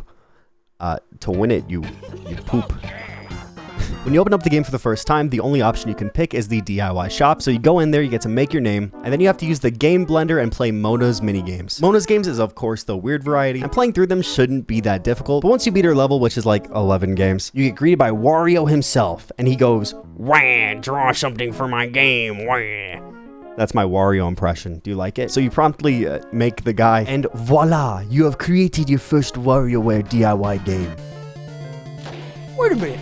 I freaking made that! After that, you can mess around with records and comics, but there's really nothing else to see here. But once you exit, you get access to everywhere else in the game, and you're led to WarioWare Inc. to start your training. Now, being totally honest with you, you are inundated with tutorials. There is a lot they go over. It's a little bit charming. Wario's there to make jokes and look stupid, but overall, it's a lot of tutorial. I think my footage is 15 minutes of straight up reading and clicking buttons that the game tells you to click. And unfortunately, it's mandatory to do. But if this is your first time playing DIY and you've never used the Game Maker and you probably never played a video game before either, then it is pretty useful. It does give you some cool tips and tricks, but it also shows you how to use like the circle tool in Paint, which is awesome. I'm not going to waste your time going over this tutorial because this section is already long enough, trust me. And once we actually get into the Game Maker-matic, I'm going to show you guys how it's done anyway, so that would just be redundant. Speaking of, once we're finally done with the tutorial, we can finally go into the DIY studio and use the Maker-matic. The Maker-matic has 3 options, the Game Maker, the Record Maker, and the Comic Maker, but we're here to make games do-it-yourself style, so let's get right into it. When you go into the Game Maker-matic, you're met with a lot of options. All of this stuff is important and easy to use though, so let's go over it one at a time and make it very simple. In the Graphics tab, you get 2 options of background and objects. When you go into the background, you're given a pretty big canvas to draw on. There's a lot of options here to dick around with: basic colors, some detail colors, an epic woke rainbow. There's a little sprayer, a fill bucket tool, a shape tool. There's stamps. If you really want to, you can make your own stamps. I've never been very good at that. And there's also a ton of options to make your own designs. You can zoom in. There's a lot to do here, so I just recommend experimenting with it. To the right is the objects option, and you have 15 objects that you can create. Each object can vary in size, but you have to make sure that you don't hit the blocks limit, which is pretty easy to hit if you want to make animations. Oh yeah, you can animate your objects up to 4 panels. The speed of the animations can be set later on, but for now, this is what you got. The object editor is the exact same as the background editor. The only thing that's different is the size of what you're actually drawing. You can use all the tools from the background one for this too. Also, if you want, you can click the yellow import button and go from any game in your WarioWare DIY, say from DIY games to Diamond Software games, and steal any object in any of these games. You just have to keep in mind, again, the points limit, but as long as you're under that, you can do whatever you want. You can go ahead and edit Mario like Grok. You can change the jump button to poop, which I totally didn't do. You can do anything, just don't forget about that. So the right tab is the music option, and you have one big object that says phrase. You can also import stuff here, but we're gonna make stuff, so you click make, and then you're given 4 tracks plus a drum track to make a quick little song for your game. There are like 40 different instruments to use, from pianos to guitars to basses to alien sounds to people singing and screaming to even Nintendo sounds if that's your vibe. You can also change the volume of each track individually, and you can also edit the submix by putting one side to the left and one side to the right. On the bottom here, there's your normal play and stop button, and then there's a little frog guy here. When there's one frog on the screen, that means when you play the music, it's only going to play the track you're on, and when you have all the frogs there, it's going to play your entire song. And then there's a hum button here where you can actually hum a song. I've never gotten this to work right, but you could give it a shot. I don't really know.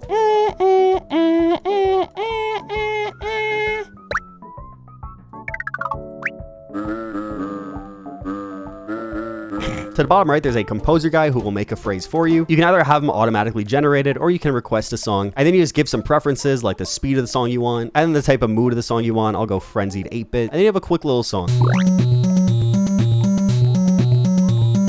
And now the next tab is assembly, and if you click it, there's...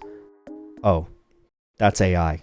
WarioWare DIY uses AI in its game. The AI section is the most important section. This is how you make your game. So this one is definitely going to be the most in-depth part. I'm going to try my best to explain everything here. So I have a man here. His name is Phil, and Phil is going to direct us through everything that we can look at. Now, Phil has one art thing here. He's just flipping around. We don't want him to flip around just yet. So when we place him, we'll set his art to hold so it doesn't actually play. We'll put his location right in the middle, and now Phil is just chilling there. Now, when we click on Phil, we have 5 AI properties that we can add, and if we go into that, these are all the things that we can do. We have options like tap, contact art, time switch, and win/loss. This portion of the selection are considered conditions, which means it's something that either you or the game has to do in order for the next action to happen. So for example, if Phil is tapped, then we'll have Phil walk off to the right. And now we have a bit of game logic here so that when Phil is tapped, he goes to the right. But let's say instead of going to the right, we want Phil to start flipping. So what we do is we change the art, but instead of being on hold, we have it to play once. And then we have now things like this happen where you don't get the result you want, and all you gotta do is just fix a couple things. So to fix this, we just gotta make an art of him standing up, and then we just make another game logic where we set the art to standing up after the art's done playing. Now, if you look next to the play button, there's this little speech bubble looking icon here, and that's how we can see our switches. Switches are without a doubt the most important part of WarioWare DIY, and it's the main reason why everything works. Switches only have 2 conditions. They can only be on and off, and the only way to progress or win your game is to turn your switch on and off. This can be done from the second screen after the conditions. We can turn your object switch on after something is done. This switch could lead to new art, it could lead to a sound effect playing, or it could lead to the game being won. Here's a quick little game I made just to visualize how all this works. So in the middle here, you got a big red button, and I made the game logic so that when the button is pressed, it turns the button switch on. And then in the win conditions, I set that when the button switches on, the game is won. And now when I tap the red button, the switch turns on and I win the game. Now let's say that we want the game to win once Phil stops flipping. So all we gotta do is go to the when art stops playing logic and just turn Phil's switch on. Then we go to the win conditions and set it so that when Phil switches on, the game is won, and we did it. One of the most important part about switches is that you can also control other objects based off of other object switches. So let's say for the sake of example, after Phil does a flip, I want him to say thank you. Well, first I gotta make a speech bubble that says thank you. That took like 5 minutes. And then all I have to do in game is set logic so that when Phil's switch turns on, the speech bubble appears right next to him saying thank you. This can be used in so many different ways to add so much variance to your games, and it really urges you to get creative with this stuff to make whatever you think possible. Here's another example of how switches can be used to make your game really interesting. So I made these 2 1-pixel sized dots. These 2 objects are placed randomly every game with an area of 2 pixels. These 2 pixels act as an on or off switch for the randomization feature. This gives us a seemingly randomized 4 options to pick from, and based on those options, the graphics and the animations change. One time it's rocks and oh look, Phil's back, and the next time it could be butterflies or Among Us. Another way I use switches to progress is by my game Poop, because to beat the Poop game, you have to press the Poop button 3 times to win. So the way I did this was that every time the button was pressed, I had a new switch turn on each time. The logic is like if this button is pressed and these switches are off, then turn this one on. Then the next logic is if the button is pressed and the first switch is on, then turn that switch on. Having something like this allows you to repeat actions while also progressing your game.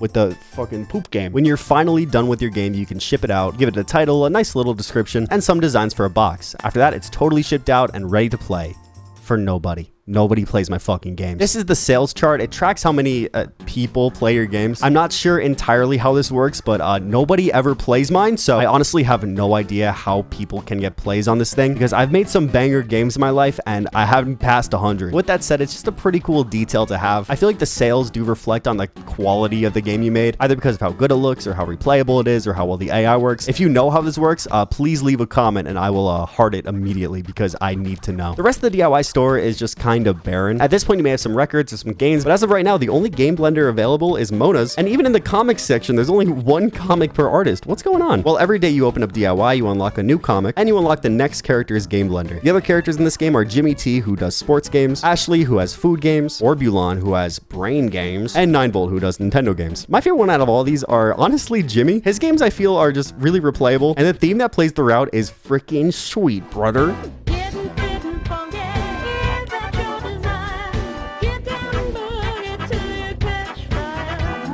To be completely real with you, I don't think any of the Diamond Software microgames are really that amazing. I think out of a microgame selection, these are kind of the lowest tier ones so far. But that's because every single microgame here was made and is able to be edited by the Game Maker-matic itself, which is a super cool feature that I don't hear anyone talking about. The point of these games aren't just to play them, it's to edit them and tweak them and fuck around with them and make your own shit. DIY is about doing it yourself, not about playing fucking Mona's pick nose game. Speaking of doing it yourself, you can do a couple different things in WarioWare Inc. You can do more DIY 101, which again is kind of necessary. They also have one for music and comics too. Again, just tutorial, really not that big of a deal. To the right door, there's a job center where Wario will, you know, pay you to draw for his games that are made. This is cool if you don't have an idea or you're feeling lazy and you just want to make a little bit of art and then have the game be done. They're very easy to make and you can ship them out right after. It's really not that bad. Thankfully, since this is a DS game, there's no moderation. So look what I made. I'm cranking these games out. In the underground section of WarioWare Inc., there's a drain pipe that leads to the Assembly Dojo. This is a separate room full of 32 challenges to help you learn the more intricate aspects of the Game Maker-matic by giving you short little puzzles to complete. This can range from a simple puzzle like when block A hits block B, stop block A from moving, to something more complicated like introducing randomization and chance. For example, one of the last challenges is the 1 in 3 chance, where you have to make an exclamation point appear 1 in every 3 plays. The way to solve this is pretty confusing. You need to program both when the time 1-1 is hit and when a time from 1-1 to 1-3 is hit. Because for the second option, the game will randomly pick between 1-1 and 1-3 every time you reset it, and that's why the exclamation point appears sometimes. This one is still pretty confusing as to how it actually works, but hey, it works, and I actually ended up using this for my Guess We Doin' Chungus Now game. I guess we doing Chungus now. That's all there is to see and do in WarioWare Inc. It's mainly just a place to get you accustomed to working with the Game Maker-matic, and in the DIY studio we can go inside and open up the Maker-matic for ourselves, where we can see 2 other options. When it comes to the other Maker-matics, they're not as in-depth as the game one, but for prosperity's sake, let's just go over them. The Music Maker-matic is an expanded version of the music that you can use in your games, which means instead of having 1 measure for your music, you have 24 to expand it into its own song. You can also change the BPM or make it a swing song, which are both pretty cool options to have, but everything else is pretty much the same. You have 4 tracks, including a drum track to add instruments in, and you have the same variety of instruments you're given in the Game Maker-matic. Personally, I've never really found success in making my own music on this, and I usually just use this to recreate songs I like when I'm feeling inspired. Kind of like a really dumbed down version of FL Studio. And when it comes to music, I find the most success with things like indie or rock, stuff that has basic guitars and basses, and a constant 4/4 time signature just to keep everything basic.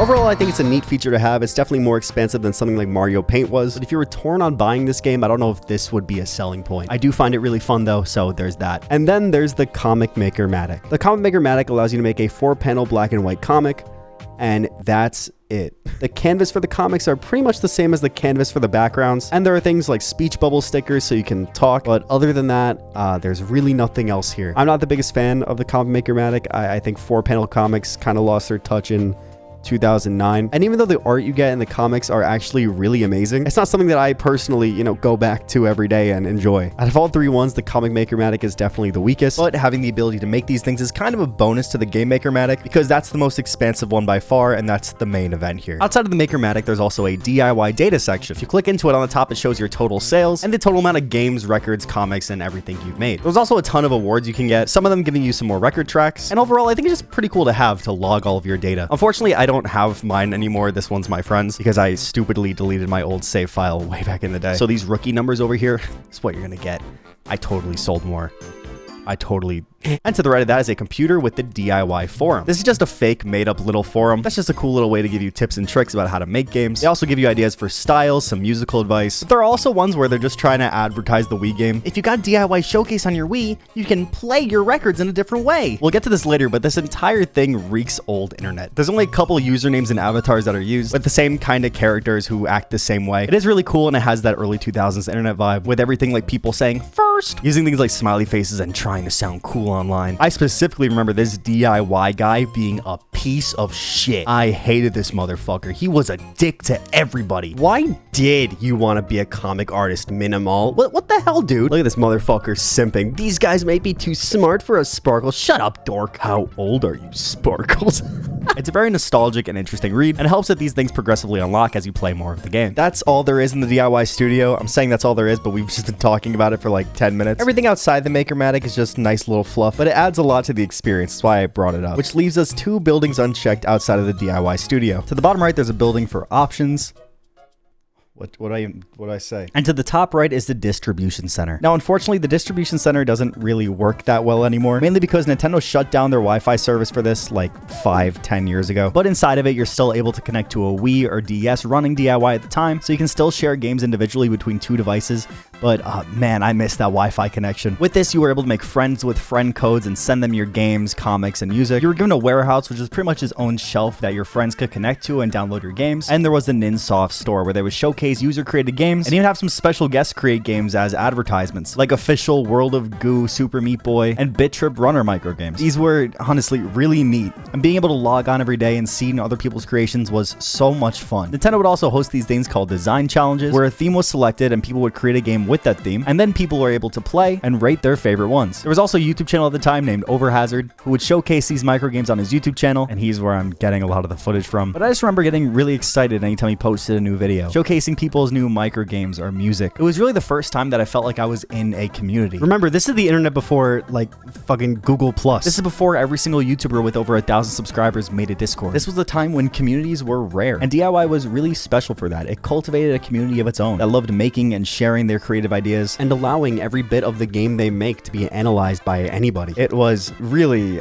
super awesome. Oh, anyway, it doesn't work anymore, so I still do love playing this game, and my friend Yoshi Bobby from before does too. So while making this video, we decided to do our own design challenge and come back to show each other what we made. Of course, the topic we decided was Team Fortress 2 for money. They don't care about making good quality content for the game. So here's my game. I call it TF2 for money, because I love money. So in this game, there's a little dot that gets randomly placed when the game starts. If the dot's on the left side, the person in the middle is a soldier. And if the dot's on the right side, then the person becomes a sniper. And now you have to use your noggin and think critically. Should you play as the soldier or the spy?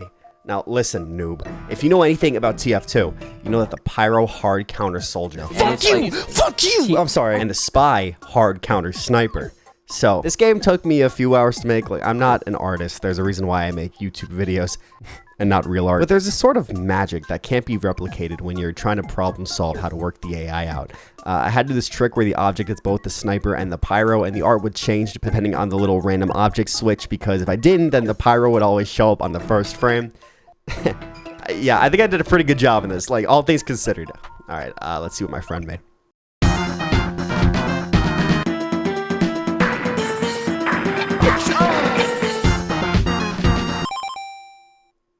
Dude, so the way this game works is that it has these randomization pixels I told you about before, and those pixels give you 3 options for scenarios. It could either be a soldier, a sentry, or a demo man. And based off that, some timing things happen, and it gets a little crazy, and there's a lot of assembly. I don't know how much I can emphasize that having this work on a limited game maker like this is mind-blowing to me. Even with the short list of things you're capable of doing, there's still so many ways to innovate. Don't get me wrong though, that doesn't excuse anything and make this game perfect. With this being a DS game from the early 2000s, there are definitely some limitations that if Nintendo were to make a modern version, would hopefully be fixed or improved, such as every object's AI only allows for 6 slots, and if you want to make your game a little more complex, you have to waste one of those slots to have a separate object replace it with a jump to command. This adds up a lot, and it becomes very confusing if you want to do something like that. When you create, every single game has a limited amount of blocks that gets filled up pretty quickly if you use a lot of the largest objects. There's also a limited amount of objects you can make, so even if you don't use up all the blocks, you still do have quite a limitation to what you can actually add. The music in the Game Maker-matic only allows for 1 measure, so if you make a double-length game, the music just loops. It's not the biggest deal in the world, but I wish you could just add another measure for double-length games. It really wouldn't be that difficult. Music in general only has 5 layers, one being a permanent drum layer, and each layer only allows you to place 1 note per beat, so you can't make things like chords or harmonies unless you waste another layer, which are already limited enough. So if you decide to harmonize a voice, for example, then you're going to probably miss out on a bass or a sound effect or something like that. Speaking of music, you can't do triplet subdivisions at all. I want to try making hip-hop songs, but it's just impossible without doing some math for BPMs, and I make videos so I don't have to do math.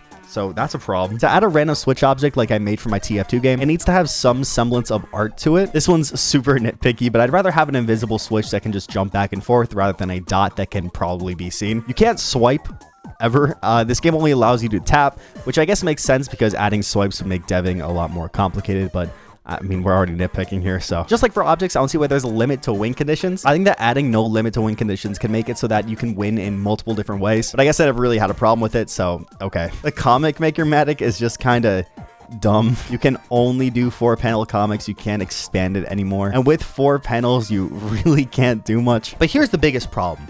I can make the most banging game ever, but it never seems to sell. I think the DIY algorithm is shadow banning me, Nintendo. I should sue, like Elon Musk. Look, the reason why I only bring up negatives, and it seems like the negatives are just limitations of the DS, is because I truly believe there is so much potential for a modern version of this game. People like to bring up how good of an idea and game Super Mario Maker was. And that game is the same concept where you build your own level and you share it online. But I truly believe that if this game were modernized just a little bit, that it would be so much better than Mario Maker, it wouldn't even be a contest. Don't get me wrong, Mario Maker is a really good game, and I'm not trying to discredit it at all. But at the end of the day, you're only limited to making 2D platformers. Contrarily, with WarioWare DIY, if you have the brain for it, you can make pretty much anything. As long as it's 5 seconds or less, if you understand how the engine works, you can make pretty much anything that's ever come to your mind. Seriously, think of anything in your mind right now.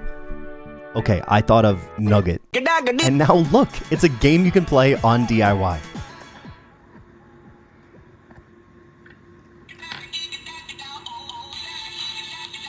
There is so much room for your own creativity in this game that I don't see anywhere else. And sure, modern games have the same system, Roblox, Fortnite, there was like Dreams for a little bit, but being able to make anything into a micro game and then being able to share that across the world in like 5 seconds is so much more accessible than developing an entire Roblox game. Because micro games are just short little bite-sized pieces of games. It's the perfect formula for someone trying to learn or who doesn't want to commit to a long-term project. Again, if there was just a bigger blocks limit and some more control styles you can do, this game would have everything. It's so difficult to describe what you can do with the tools accessible in this game. And again, seriously, if you take the time to learn it, you can make mind-blowing games. While I was editing this video, my friend from before made fucking iPhone darts. I tried looking at this. I don't even understand how this works, but it's darts. 83 and 2.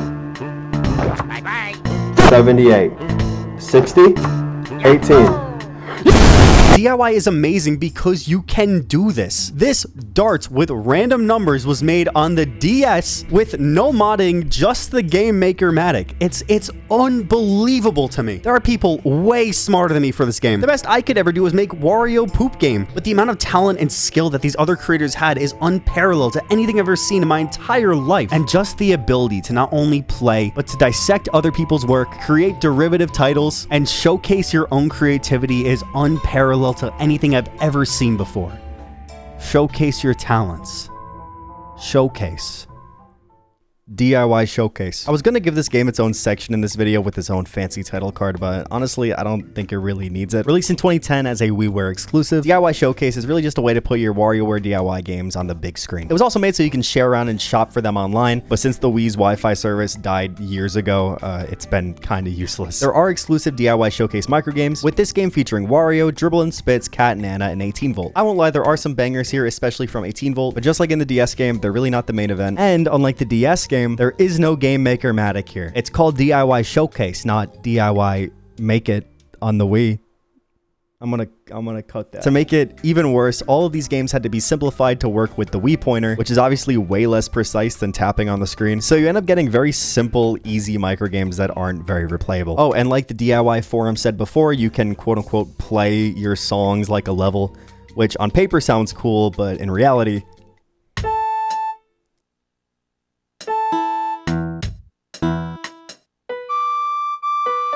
DIY Showcase was mainly meant to play other people's microgames, but again, that feature doesn't exist anymore, so it's kinda useless. But luckily, all hope is not lost, because the fans came in clutch here. So now if you want to play an archive of games or you want to upload your own and share them, you can go to this website, the Dojin Soft Store. This is an archive of microgames that is actively accepting user submissions, and it has a boatload of games to try. From everything to those special creator games I mentioned earlier, to even all the games that I made for this video. Yeah, I can't tell you that people won't pretend to be me, but if you search the creator Zenith and look for games posted before the date that this video came out, then you can play all the microgames I have saved from my very first one I made as a kid to the ones I made while working on this video. If you want to be able to dump your own games, it's very easy with a third-party tool called the Microgame tool, and I'll make a YouTube short explaining how to use it and how to dump your games onto this website. It really is that easy that a YouTube short can cover everything. This isn't a perfect solution. Some effects don't show up, for example, but if you want to play them yourself, you can always download the .mio file and then go back into the Microgame tool and play it on your DS or your emulator. Honestly, I just prefer the website. Most of the bugs aren't game-breaking, minus Yoshi Bobby's TF2 game, where if the demo man appears, you just kind of explode because he's stupid and dumb.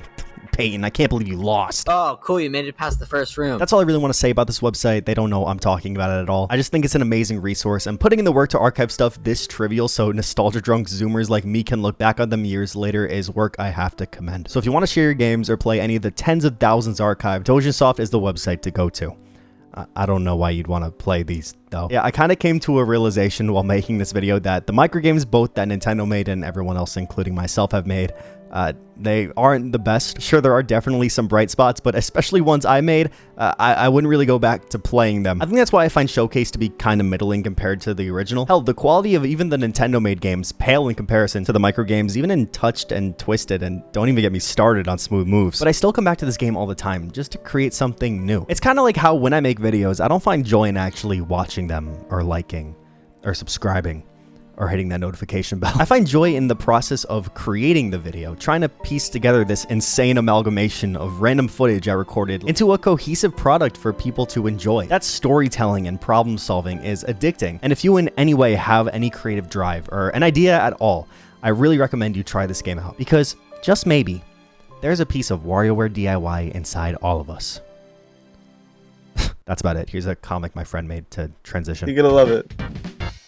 Hey, Shitbert. What? Don't look down.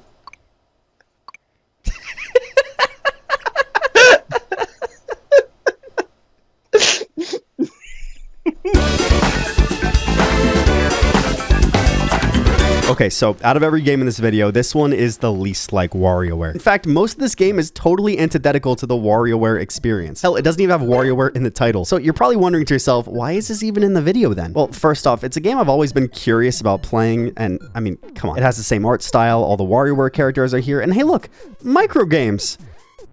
Anyway, Game & Wario came out in 2013, 4 years after DIY, and this game was really the only WarioWare-esque content we got for a long time. Now look, this series isn't known for being consistent. Hell, there was already a 3-year gap between Smooth Moves and WarioWare shit. But the gap from 2009 to 2013 feels like the largest so far, mainly because we went from the hardware of the DS to the HD goodness of the Nintendo Wii U, which is the best Nintendo console, by the way. It's not even a question. Look, I get it. There were like no games, but it has the best UI out of any console. It has the best Zelda games, the best Smash Bros. It has Nintendo Land, and it also has this little title called Game & Wario. Now, this came at a time when Nintendo tubers were a dime a dozen on YouTube, just like how the new trend is sleep channels. By the way, guys, make sure to check out my new channel, Zenny Sleeps. Anyway, one of the guys I used to watch all the time was a guy named Balrog. He used to do Nintendo reviews and even featured Wario in his videos. He also had this weird rating system with stars and checks instead of numbers, which at the time was really unique, just like his content. It was very unique. Okay, the point is, I used to really love his videos, and in memoriam of him not posting anymore, I'm gonna give all these games the same cool ratings that he used to do. This is for you, BNGR. BNGR. I don't know where I remember this, but I vaguely remember the sentiment of this game back in the day being fairly negative. People were expecting WarioWare, but got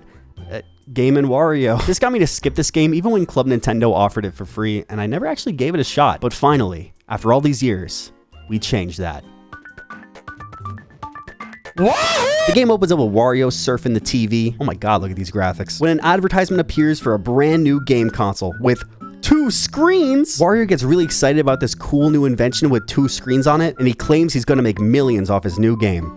I bet we could all tell how well that worked out. Anyway, everyone wants to make games for this cool, new, unique console, which is the Wii U. And welcome to Game & Wario. This game jump scares you with the Wii U camera right when you open it, so I just took one of my toy cats I used to make videos with back in the day, and I used that as my profile picture. Anyway, after doing that, we are introduced to the first game, which is Arrow. Now, the gimmick of this game is utilizing the Wii U's gamepad in different ways, and there's no real good way to record the Wii U gamepad, so thank your lucky stars, because cameraman Zenith is back, baby. That's why you guys watch me, right? For my cameraman ability. The first game up is, again, Arrow. The way you use the gamepad in this game is you hold it to the side, you point it at your TV screen, and then you pull back arrows and shoot them with the gamepad like a crossbow. The actual way this game plays is pretty cool. You're pretty much playing a pseudo tower defense-like game where you have to destroy a bunch of mini Wario bots trying to take control of your castle. There's also a shield mechanic where you have to put up the Wii U gamepad like a shield, and it's surprisingly responsive. I can't think of any other Wii U game that utilizes the gyro feature like this, so actually using it is surprisingly responsive. Minus the impressive controls though, this game is just kind of one-dimensional. It's a fun little nice distraction, sure, but it's not something that I can see myself going back to a lot. There are multiple levels you can play, but I didn't really care to play more than one. So with that, this game gets a check plus. It's above average, it's not amazing, but the controls are really cool, and I think it makes for a great first impression to this game. The next game on the list is Shudder. The goal of Shudder is to take pictures of wanted criminals across the area. And you do that by using the Wii U gamepad like a camera, which has a zoomed in view of the scenery, and what you do is you take a picture like screenshot in the game, and then you hold the Wii U gamepad flat to send it. This one is fucking awesome. I love the concept of this. I thought Find Me in Wii Party was one of the best games there, and this is just a way better version of that. All the characters you're trying to find look about the same as others, but they always have something just unique enough about them so you can single them out. These first two games are incredible impressions to Game & Wario because, again, the gyro works so damn well. It's really making me wish there were more Wii U games like this because this control style is just so cool. I love this game, and since recording this, I've gone back to this one quite a bit. So Shudder gets a star from me. Moving on, we got Jimmy T and Ski. Hey, I'm like a poet, and I didn't even realize it. To play this game, you're meant to look down at the Wii U gamepad and tilt it back and forth as you ski because you're given a top-down perspective with a better view. This one kind of sucks. On the TV, you're given a cool cinematic view, but while you're playing, this game just feels slow and clunky. I also don't think the gyro works as well here. I just kind of don't think this game lands. Hey, come on. I'm on fire. There's not much else to even say about this game. It's just not that fun. I'm actually going to give it an X for being shit. Fuck you, Jimmy. Up next is Kat and Anna with Patchwork. Holy fuck. Patchwork is a puzzle game where you fit random looking shapes into designs that fit just right for it. The way the gamepad works here, it's just used as a touchscreen to drag the pieces on. And oh my god, I got so into this. I honestly forgot I was recording for this part, and I played this one game for over an hour. It is just so satisfying to play. It's just like those Japanese woodworking things where they have the perfect shape for the perfect hole. I know people didn't like this game when it came out, but man, this one gets a star for sure. This is my favorite one so far. I'm not even kidding. Up next is Cricket and Master Mantis with Kung Fu. In this game, you're training as Cricket and you have to get to Master Mantis. And to do that, you have to jump a lot. The way you play this game is you tilt the gamepad back and forth to go faster or slower, and you want to collect dumplings so your hunger doesn't go out, and that's about it. This game kind of blows. It feels just like the Jimmy T skiing game, but it's probably even worse, honestly. I don't like the way this game controls. I think that the jumping mechanic is kind of slow. You are given a top-down perspective so you can see where you land, but I just don't find the way that this game is played to be fun. I actually almost didn't even finish this one because I got that bored. But if you do like this one, there's a lot of levels you could play. But yeah, this one gets an X for me. X. Next up on the list is Gamer. Hey folks, welcome to Ratings Gold. RGT here. And as a gamer... In Gamer, RGT here, I mean 9V, is epically gaming for the high score. But then your stupid mom comes in and says, you gotta do your freaking homework. But as a gamer, you don't want to do your homework. Once you're done, you realize that your mom is RGT. And now during bedtime, you try to beat your mom's high score while trying not to get caught, like all of us epic gamers used to do. Where the tingle? Okay, memes aside, Gamer is really cool. On the Wii U gamepad, you're given Wario Ware microgames to play, and you have to use the D-pad and A button to play, just like mega microgames or party games. But while you're playing, Mother checks up on you every now and then. And when I mean checks up on you, I mean checks the fuck up on you. This game is terrifying, dude. Whenever she checks in on you, her eyes glow like she's in a Sigma fuck edit, and you have to be aware of every single bit of subtle noise added to the game. If you hear footsteps coming up, it could be mom. If you see someone at the window, it could be mom. What really makes this game fun is that it fakes you out every now and then. Like the TV could be the mom or it could be a shadow puppet. And as the levels increase, so does the mom's difficulty. Oh, also the thing on top is your awake meter. If you spend time hiding while Mother's not looking for you, that meter goes down, and if it goes all the way down, you fall asleep. This game is fucking awesome. The only problem I have with this game is that there's only 20 microgames in the collection, so if you do play the other rounds, you will see the microgames again, and it does just get a bit repetitive. But overall, this game gets a fucking star. The concept for this game is amazing, and I love every second of it. Up next is Dr. Krygor with Design. This one has not much to talk about here. Obviously, Dr. Krygor has to poop. Look at this fucking face app image of Dr. Krygor. I do not buy that at all, dude. Anyway, this game is just a test to see how good you are at drawing. And after you draw an item, it measures your accuracy or your performance, quote unquote. It asks you the same question, like to draw a line or a circle and then a triangle, and then you get graded based off your score. That's the entire game. Honestly, though, I kind of enjoyed trying to go for gold on this. Again, I don't really think I'd go back to this one, but it's not egregiously horrible like Jimmy T's or Cricket's were. So I'm gonna give this one a check. I think it's all right. Ashley's the next one up with her game, Ashley. In Ashley's mansion, she's reading a book, and she thinks the scene in this book is super cool. So she asks Red to teleport her in the book, but the page turns and it's actually Super Sunshine Rainbow World. So now Ashley has to fly out of Super Sunshine Rainbow World to save the day.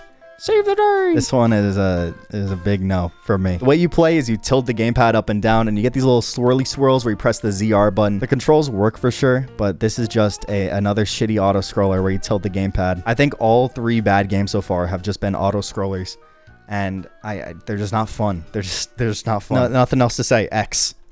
Please don't be a fucking auto-scroller. It's Dribble and Spit's time. Dribble and Spits are driving around picking up people when an alien abducts one of their customers. What the flip? And now Dribble and Spits have to kill the other aliens. The goal here is to save whatever's being abducted in this game by shooting the UFOs down and stopping the invasion. You use the Wii U gamepad by driving around looking at a first-person perspective of the car, and you shoot the aliens with that POV. On the TV, you're given the top-down perspective of the game, which isn't very good for the recording, but you know. I can't fucking do this with one hand, okay? This one is really cool. Again, I love the way they use the gamepad as a second perspective without just being an auto-scroller, because you control the taxi. I don't know if another game's done this control scheme before, but I think it's really awesome. So far, Game & Wario seem to excel when the gamepad has felt necessary for the game, and not just a shitty tacked-on added control scheme. But this one gets a star. I really like this one. Up next is Wario with Pirate Game. For this game, Wario got a pirate costume, and now he's a freaking pirate, yarg. But the pirate costume made him a freaking Skeletor. To play this game, you use the Wii U gamepad to zoom in on Wario, telling you where cannonballs are coming from, and then you have to block them going left, right, center. This may be an unpopular opinion here, but I do not like this one that much. I don't find the look left and looking left gameplay very fun. It kind of reminds me of the shield mechanic in Arrows, but it's the entire game and not just one mechanic. There is a little dance mini game at the end reminiscent of Smooth Moves, but I just don't think something silly like that makes up for how boring the rest of the game is. I'm not going to give it an X though, just because I can see why people like it, so I'll give it a check. But oh man, it's teetering. And after that, we're sent to the credits, where the millions of sailors buy Wario's game, like what happened in real life. That's really the end of Game & Wario's main games. There's some multiplayer ones and bowling, where you just use your finger to bowl. Chef Plus. And you get Bird, which is just another version of Pyoro. It's Pyoro. It's fun. If I had to rank these from worst to best, it would be Ashley, Kung Fu, Ski, Captain Wario, or Pirates. Design, Arrow, Shutter, Taxi, RGT, and then Patchwork. I loved Patchwork. I probably am rating it way too high. I fucking loved that one. And that's Game & Wario.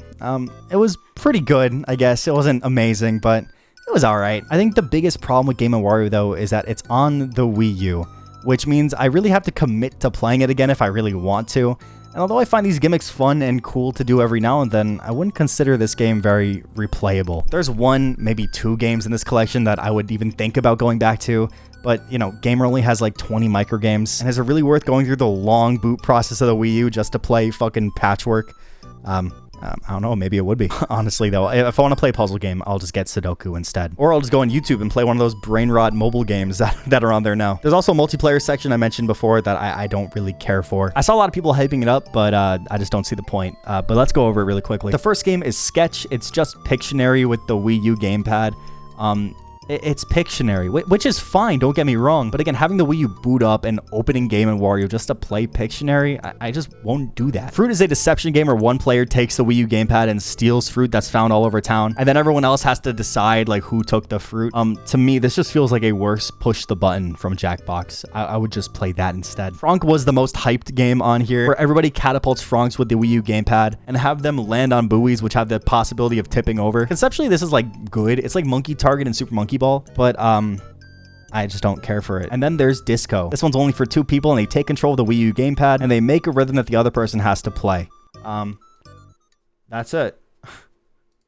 Cool. I won't lie, the first 30 minutes of me playing Game & Wario were really positive. Games like Shutter, Patchwork, Gamer, Taxi are all really goddamn fun. But the more I played, the more I realized how little this game had to actually offer. Even though I like half the games I just said, I probably will never go through the effort of actually playing them again, because I just don't see myself playing that over something different. That's the sad part about this. I just don't see myself replaying this game after this video is done. There's no story, it's not much is replayable, and the multiplayer is just not interesting. Overall, Game & Wario, I'm gonna give it a check plus, but it's teetering between check, plus, and check. The good games are really good, and I really recommend people play them at least once. But when half the games are either mid to just really boring and unplayable, and the good games are stuff that I really can't see myself playing more than once, I just can't give it a better score than that. So this game gets a very light check plus, and that's only because of patchwork.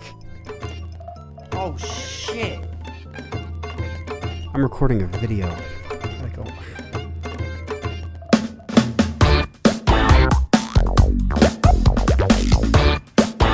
Okay, hello. I mean, wahoo! Welcome to WarioWare Gold. I really don't know much about this game, but I mean, let's find out, man. Coming into this game, I really didn't have that high of expectations. In fact, the only reason I knew WarioWare Gold even existed was because it would show up on my YouTube feed when I try to listen to Tomorrow Hill. I mean, look, it's a 3DS game released in 2018, and I swear the only feedback I've heard from this game was that it was mid as fuck. I mean, come on, Mojo Plays ranked this as the 8th best WarioWare game, right under Snapped and Mega Party Game. What the fuck? I was honestly dreading playing this one, as I thought there was going to be something heinously wrong with it, and my feelings didn't get much better when I opened it up and this happened. Oh my god, is that fucking voice acting? Oh my god, what is that? Look, man, WarioWare hasn't been known for its amazing voice acting, but this just sounds wrong. I mean, look what they did to my man Jimmy. Let me guess. Fans, am I right? Kinda. That obvious, huh? Hey, Jimmy always knows. Jimmy does not sound like that. He goes, oh yeah, and right on. Not this. Okay, enough delaying, I guess. It's time for me to, actually play it and see if this is redeemable at all. So the main plot of this game is Wario organized a gaming tournament for a 10 million coin cash prize. You're given a generous 10,000 coins when you start playing, which quickly, go away. There's also some random ass kid that we've never seen before who really hates Wario for whatever reason, but we don't really know anything else. They just say they're gonna get him, and then that's that. In the story mode, there are 3 leagues: the Mash League, the Twist League, and the Touch League, each of them having 5 separate levels. Obviously, we're basic here, so we did the Mash League first, and every league's first character is Wario. This is the simplest part of the game. He just explains to you how to play on the 3DS. I'm a little sick, don't mind me. And they play some basic Mash League games. If you don't remember from way back, these are all games from Mega Microgames, just with a visual overhaul. And honestly, if it ain't broke, then don't fix it. The boss game is new, at least to my knowledge. We have to break walls to escape, but then you go to the top screen and kill zombies. It's a new twist to something we've seen before, and it's not a bad change, so I'm not gonna complain about it. Next up is Jimmy T, who finds a stray cat and uses it to pick up some ladies. The ladies think Jimmy is so cute and want so many pictures of him. So Jimmy's out here posing next to a wall, looking good, him not knowing that they want the cat instead. Anyway, Jimmy's games are sports games again, with another visual rehaul. That's pretty much it. It's pretty cool. So far, there's nothing bad about this game. After every level, you get a free spin on this capsule machine, and these unlock things like mini games, movies, music. It is extra stuff that I'll talk about a little later, but it's pretty cool to be able to get free stuff right now. Anyway, Mona's up, and she's looking for the perfect dress. Mona's games are really fun. The microgames are back to the weird variety, which I really liked. After beating the boss game, which is the hammer game again, Mona finds the perfect dress. And now we see that crazy little kid before who hates Wario. They're really trying to introduce this character. I don't know who they are, but yeah. Okay, Dribble and Spit's time. Dribble and Spits are in freaking space, and oh my god, I wish there was an off button for the volume. Anyway, Dribble and Spits are being attacked by freaking aliens, and they have to escape by playing freaking sci-fi games. This one is sci-fi for sure, but it also includes some nature games, which is just a little observation. Anyway, again, there's nothing too new here. And the boss game was something that I thought was new, but it's actually just the nose picker shooter game from Twisted, which was hard to recognize because it looked totally different from that game. In fact, a lot of microgames look a lot different here, and although there's definitely some janky charm missing, I have to say, in general, I like these changes. And the final one is 9Volt's mom with the name 5Volt. I guess they're all volts. This is the first time we're introduced to 5Volt that's not just a scary demon. It's pretty cool to actually see her be human for once. Anyway, 5Volt's browsing the TV, feeling lazy, when an ad comes on for cooking exercise. 5Volt can't believe this and needs to get her exercise in. And now she has to exercise with the hunky dude. These are Nintendo-based games, and there's actually some new ones here. Since Mega Microgames and party games couldn't do 3D, the 3DS takes advantage of that by having games like Ocarina of Time and this 3D game I don't know the name of. And of course, there's a fair share of graphical improvements. It's hard to explain what exactly is new here because most of these are from Mega Microgames, which came out, I don't know, 20 years ago at this point. But I do think it's pretty cool to have a new wave, rescaled version of a game that just is kind of old now. Anyway, 9Volt comes home after a long day of school, but he drops his DS under a shelf, and 5Volt, like the best mother ever, picks it up with no problems. We're done with the Mash League now, and we got a cutscene showing Wario literally bathing in money. For some reason, he takes a really big liking to this golden pot, but there's not much else said now now it's just Wario kind of bragging how rich he's gonna be. And now we're on to the Twist League. For my first impressions, the Twist League seems to be games from Twisted and a little bit from Smooth Moves, using gyroscope functionality instead of whatever the hell Smooth Moves had. And at least right now, it works really well. And everything was going fine and dandy until this boss game. Is this the fucking worst car in the game? Ah! Yeah, I kind of didn't have my gyro set up correctly. My 3DS is broken. 1 second. So I had to do a lot of tweaking. Eventually, I finally did it.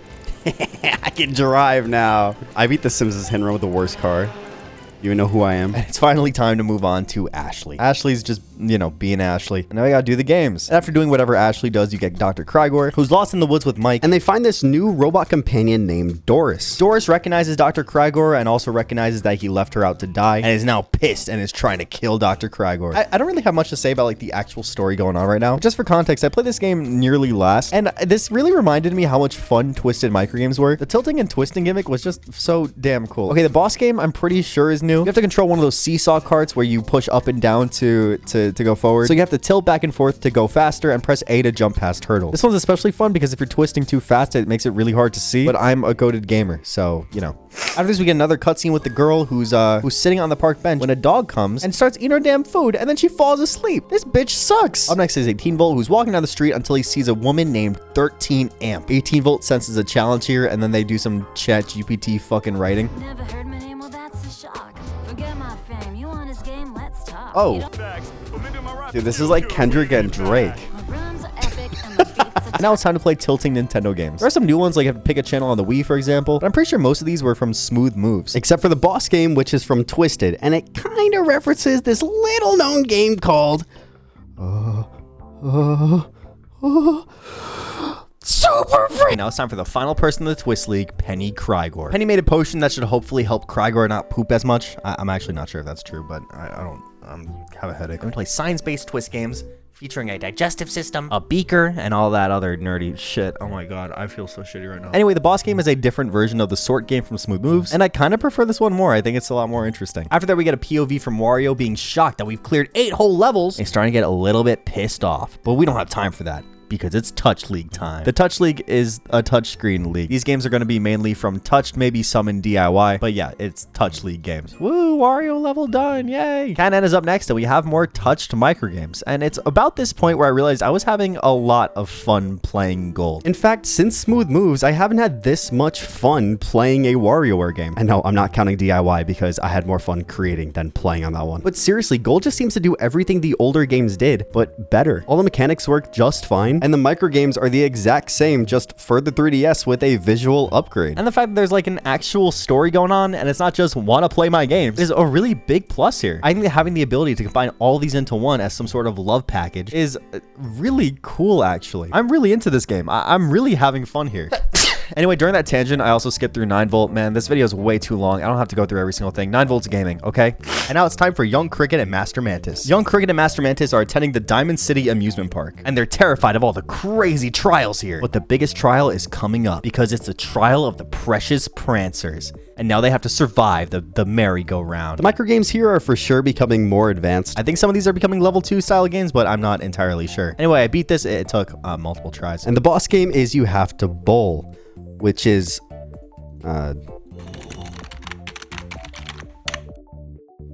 rad. You have to hit all 10 pins in 3 balls, and I'm a bowling god, so it only took 2. But now, what the hell? The little girl's back. She's clung onto Young Cricket. I wonder who the fuck this is. I wonder like what story significance she's gonna have.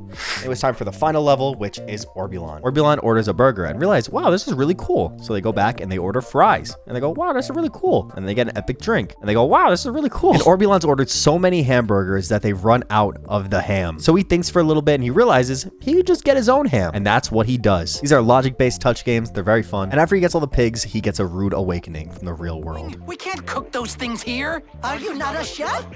No, I'm in high school. Once we're done with Orbulon, we're done with the 3 main leagues. And we get a cutscene with Wario shit-talking us again. And he prepares us for the Ultra League. Ultra Lord. The Ultra Lord.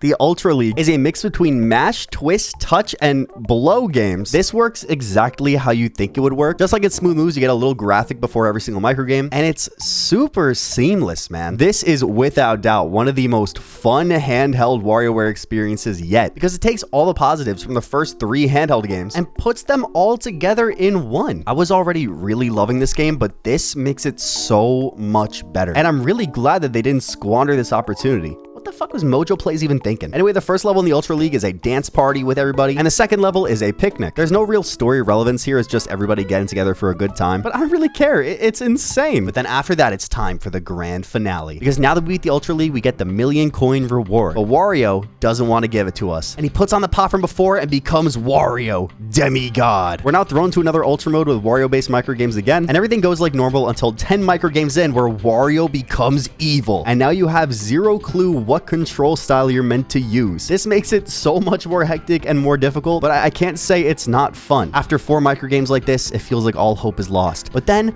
the girl comes back and she pops some of the balloons. And with help from the mysterious girl, you get to the boss game, which just like in the previous games, it's a memorization-based dance game, but it mixes all the control styles together. You have to mash, you have to twist, you have to touch, and you have to blow into the microphone. And once you do that, Wario has been defeated. With help from, Lulu. Lulu epically shoots Wario with a water gun to take the crown off his head, and it's revealed that the golden crown that Wario was using was actually a toilet. This pot is a potty!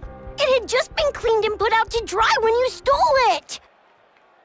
And that's the end of the story of WarioWare Gold. Oh my goodness, man. I am so fucking impressed. This game blew me out the water. It's not even like I had that high of expectations, but even if I did, it would still be so highly surpassed. I'm shocked it took me this long to find this game. But man, I'm just so impressed. Oh my god. After you beat the story, you get a ton of extra modes to play. If I'm not mistaken, Gold has the most extra single-player content in the entire series. You start off with the basics all mixed up, Thrill Ride and Super Hard. All of these we've talked about before. The only difference for Gold is that for each game mode, you're either able to play between mash, twist, or touch playstyles, or if you're feeling ballsy, you can also play a mixed variant, which mixes every microgame together no matter the style. After these, you unlock some new modes, some brand new, and then some returning from previous games, such as Wario Watch. Okay, well, it wasn't called Wario Watch, but Wario Watch is a ported version of the game Speed Spin from Twisted. Instead of losing lives in this game mode, you are instead allotted a specific amount of time, the normal time being 20 seconds, and every time you complete a microgame, you get a few seconds added back. The game mode ends once you run out of time. This can also be done with every playstyle in the game, and is a super fun mode that I loved in Twisted, and I'm super glad to see back. But not as glad as I am to see...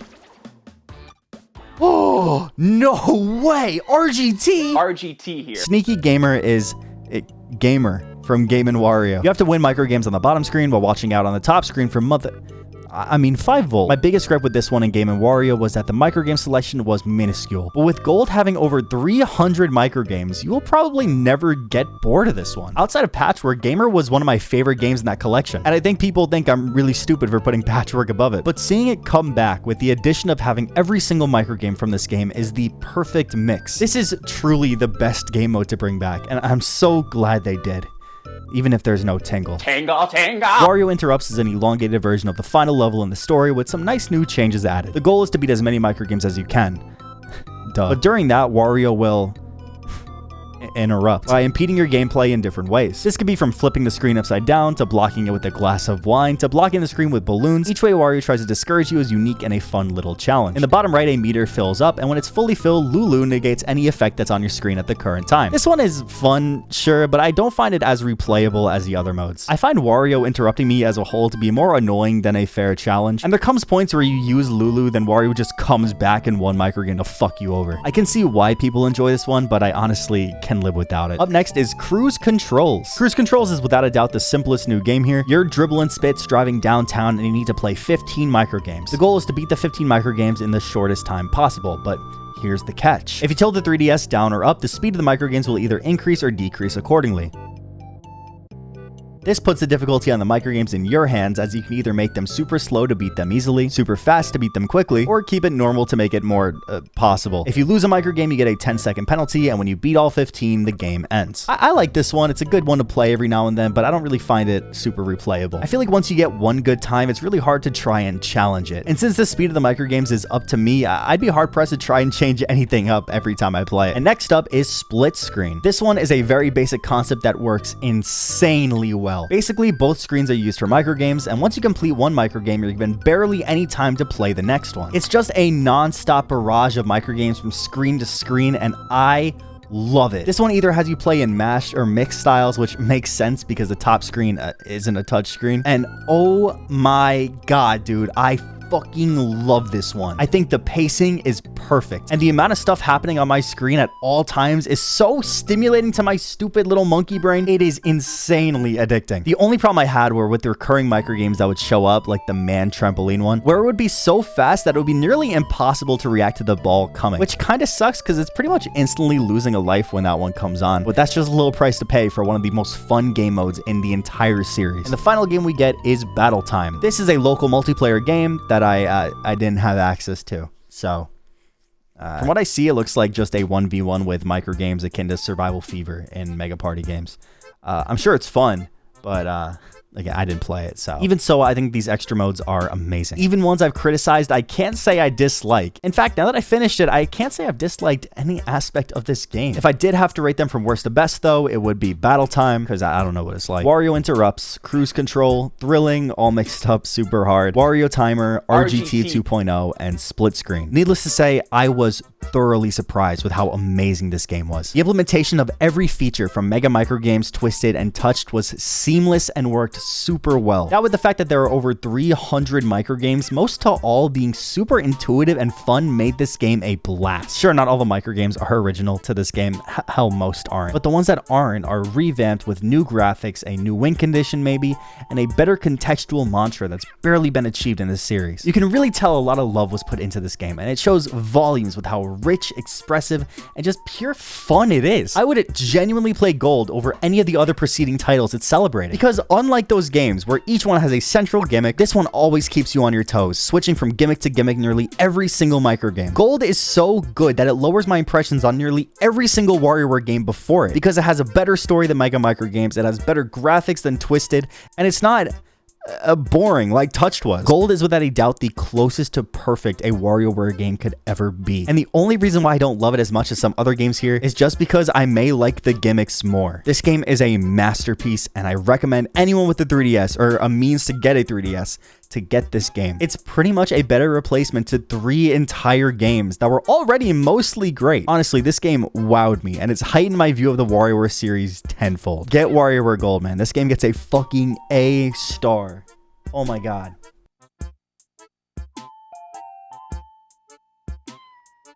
You ever play this game? WarioWare, get it together. Yeah. Wahoo. It's WarioWare, get it together time, baby. Wahoo! After what felt like a long hiatus, Nintendo in 2021 released a trailer for a new console WarioWare game, and WarioWare heads like myself rejoiced. Because remember, this was the first console WarioWare game since Smooth Moves, which at that point was 14 years old. WarioWare has always been more of a handheld game anyway, but that's besides the point. Now, me, being the massive WarioWare fan that I am, instantly freaked out and pre-ordered the new game, WarioWare Get It Together. I mean, at this point, Animal Crossing New Horizons was getting kind of boring, and the Dream SMP was just not what it used to be, so I really had nothing better to do than just play Stardew Valley all day in my room. I felt like WarioWare Get It Together would finally be a good change of pace while locked out from the outside world. And change of pace it was, because WarioWare Get It Together makes some bold changes that not only shake up the gameplay, but the entire way the game is structured. Was it a good change? Well, let's just play the game and find out. Once you open the game, you instantly notice the graphics. This game is beautiful, and if I had to compare it to anything, it would be Amazing World of Gumball. The style is just so good, and having WarioWare on hardware that can finally achieve it is super cool to see. Okay, but for real, there is a good story here. Wario is playing a new game when all of a sudden, he and all his friends get sucked into the game world, and that's it actually.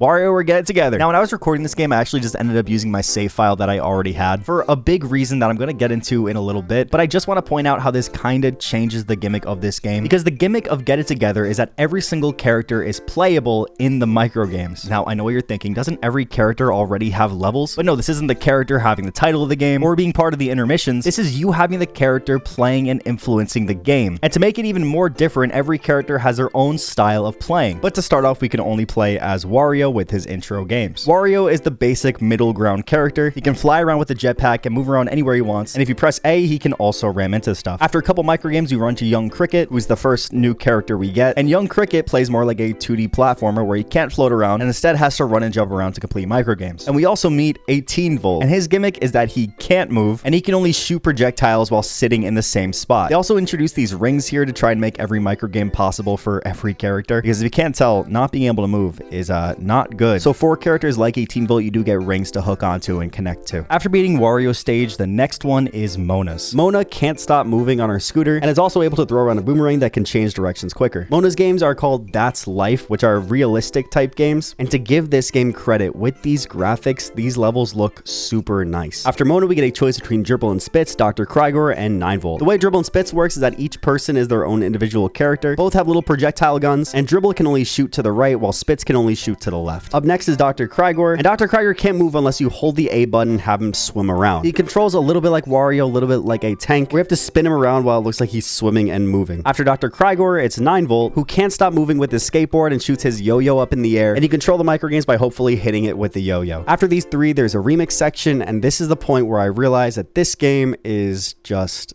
not good. I don't know what it was. I guess I had a bit of an epiphany, but I just realized how samey everything felt. Have you noticed I haven't brought up any microgame, even a boss game yet? Yeah, that's because they all play the same. Even when playing as characters like Dr. Krygor and 9V, all the microgames are pretty much glorified push this block here, and that just kind of sucks. Also, something I haven't mentioned yet is that even though you're unlocking all these new characters, when you're playing through the story for the first time, you are forced to pick only 3 of them. And this is why I ended up using this save file instead of making a new one, because once you beat the game, you can decide to use all the characters instead of a crew of 3 that you have to pick. And honestly, I don't understand why they limit you to 3 characters again that you have to pick, because in practice, when you only can pick 3 characters, you're gonna end up sticking with the ones that work. Seriously, if I did the pick 3 feature while recording every level, then you would literally never see 18V or 9V. You just see a lot of Mona, a lot of Wario, maybe some Krygor too, but those are the characters that are actually good in this game. So it's either you intentionally handicap yourself by picking people like 18V who can't move, or you just try and beat the levels, which is what I did. I think a good solution to this would either be for every character to be playable after you unlock them, or for the game to pick 3 characters themselves and force you to use them. This could also lead to more microgames that are less generalized so everyone can play them, and make levels more character driven. I mean, don't get me wrong, when you unlock a character, you're forced to play them, so there are obviously going to be microgames centered around them, but those are just way too far in between to matter. I really do think on paper, this idea of playing characters to play microgames sound cool, but again, nearly every microgame feels the same, and this game ends up being just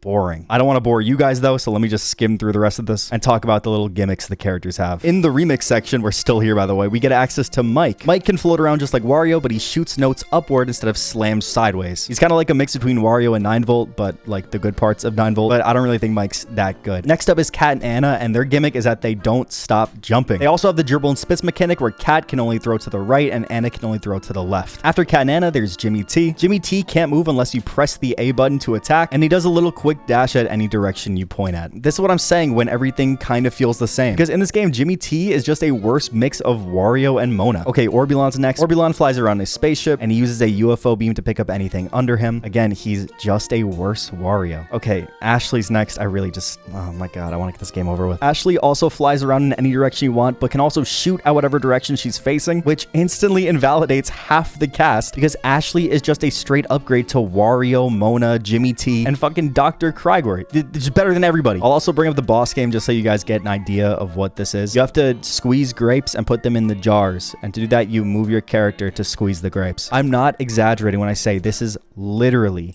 every single microgame in this game. It is literally get from point A to point B. There is no variety here. After that, we get the second remix where we unlock 5-Volt. Oh, baby. 5-Volt is always sleeping, but she has a ghost that can teleport her anywhere. Well, not anywhere. She can't warp in walls. But this ability is just so broken and overpowered. What the fuck? She can just teleport to whatever objective you're trying to get to. If there's anything blocking you, she can just teleport past it. It's awesome. I love this game. After that, we have freaking Epic Wario. Oh, I also forgot to mention that you can pick 5 characters at some point. It doesn't change the crux of the problem, but you can pick 5 now. That's so epic sauce. Anyway, Wario gets infected with the virus. A topical joke in 2021. And we have to use the characters we bring to win the game. After we do that, we beat Wario Ware, get it together. But we're not done with all the characters yet, because in the extra modes, you unlock new characters. Yes! First up is All Mixed Up, where you get Red, the little devil guy, you know, the Ashley little devil guy. And Red can fly around and drop bombs on impact, just like Orbulon, but worse. For super hard, you get Master Mantis, who's just like Cricket, who can run and jump, but if you hold the A button down, he reveals his inner VVVVV and walks on the ceiling like a freaking boss. Eat spicy goodness. For Thrill Ride, we unlock Lulu from WarioWare Gold, and Lulu walks and jumps around just like Cricket and Master Mantis, but when you press A, she propels up a little bit, and you can propel her multiple times, like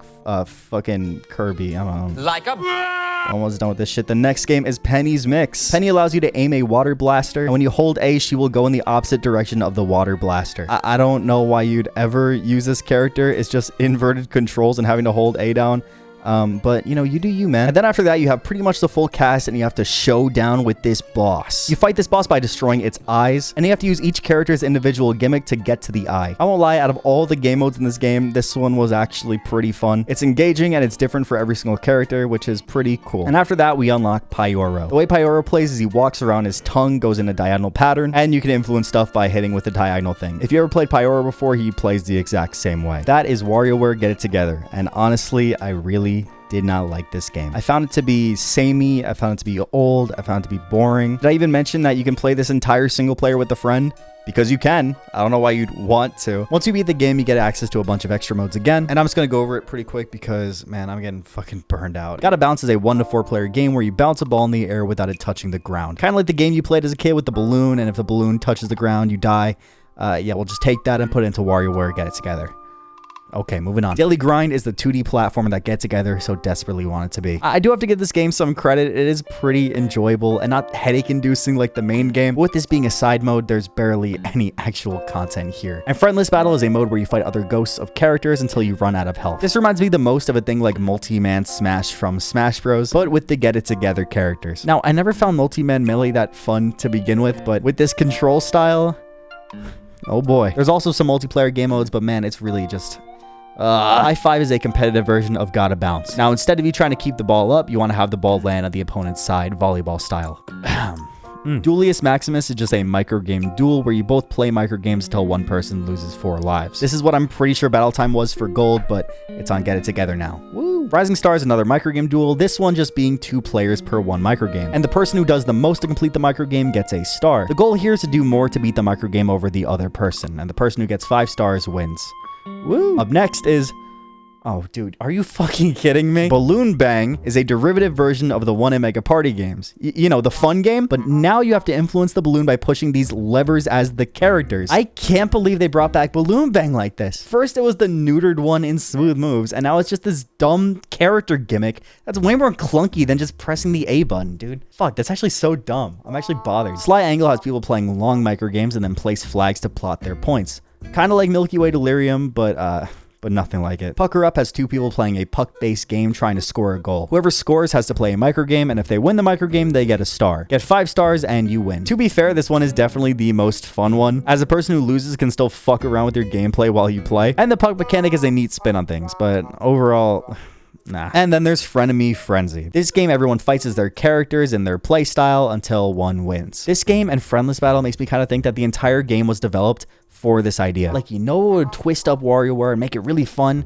If the characters can move around the game and fight to the death in a multiplayer. Look, I just don't like this game. I don't think the gimmick's good. I don't think it's very fun. And overall, I just want it to be over more than anything else. Especially compared to the other WarioWare games, this one definitely is one of the worst ones. As a game that you play, it's mediocre at best. But as a WarioWare game, nah. On paper, I can see why this gimmick seems good, but in practice, it just leads to every microgame being the same push this block here puzzle. And if it's not you pushing something from point A to point B, then it's you just walking there instead. It leads to this game getting stale before the halfway point, and that's just something that WarioWare is known to not have. Maybe it's just not for me, but Get It Together is without a doubt one of the lowest points so far.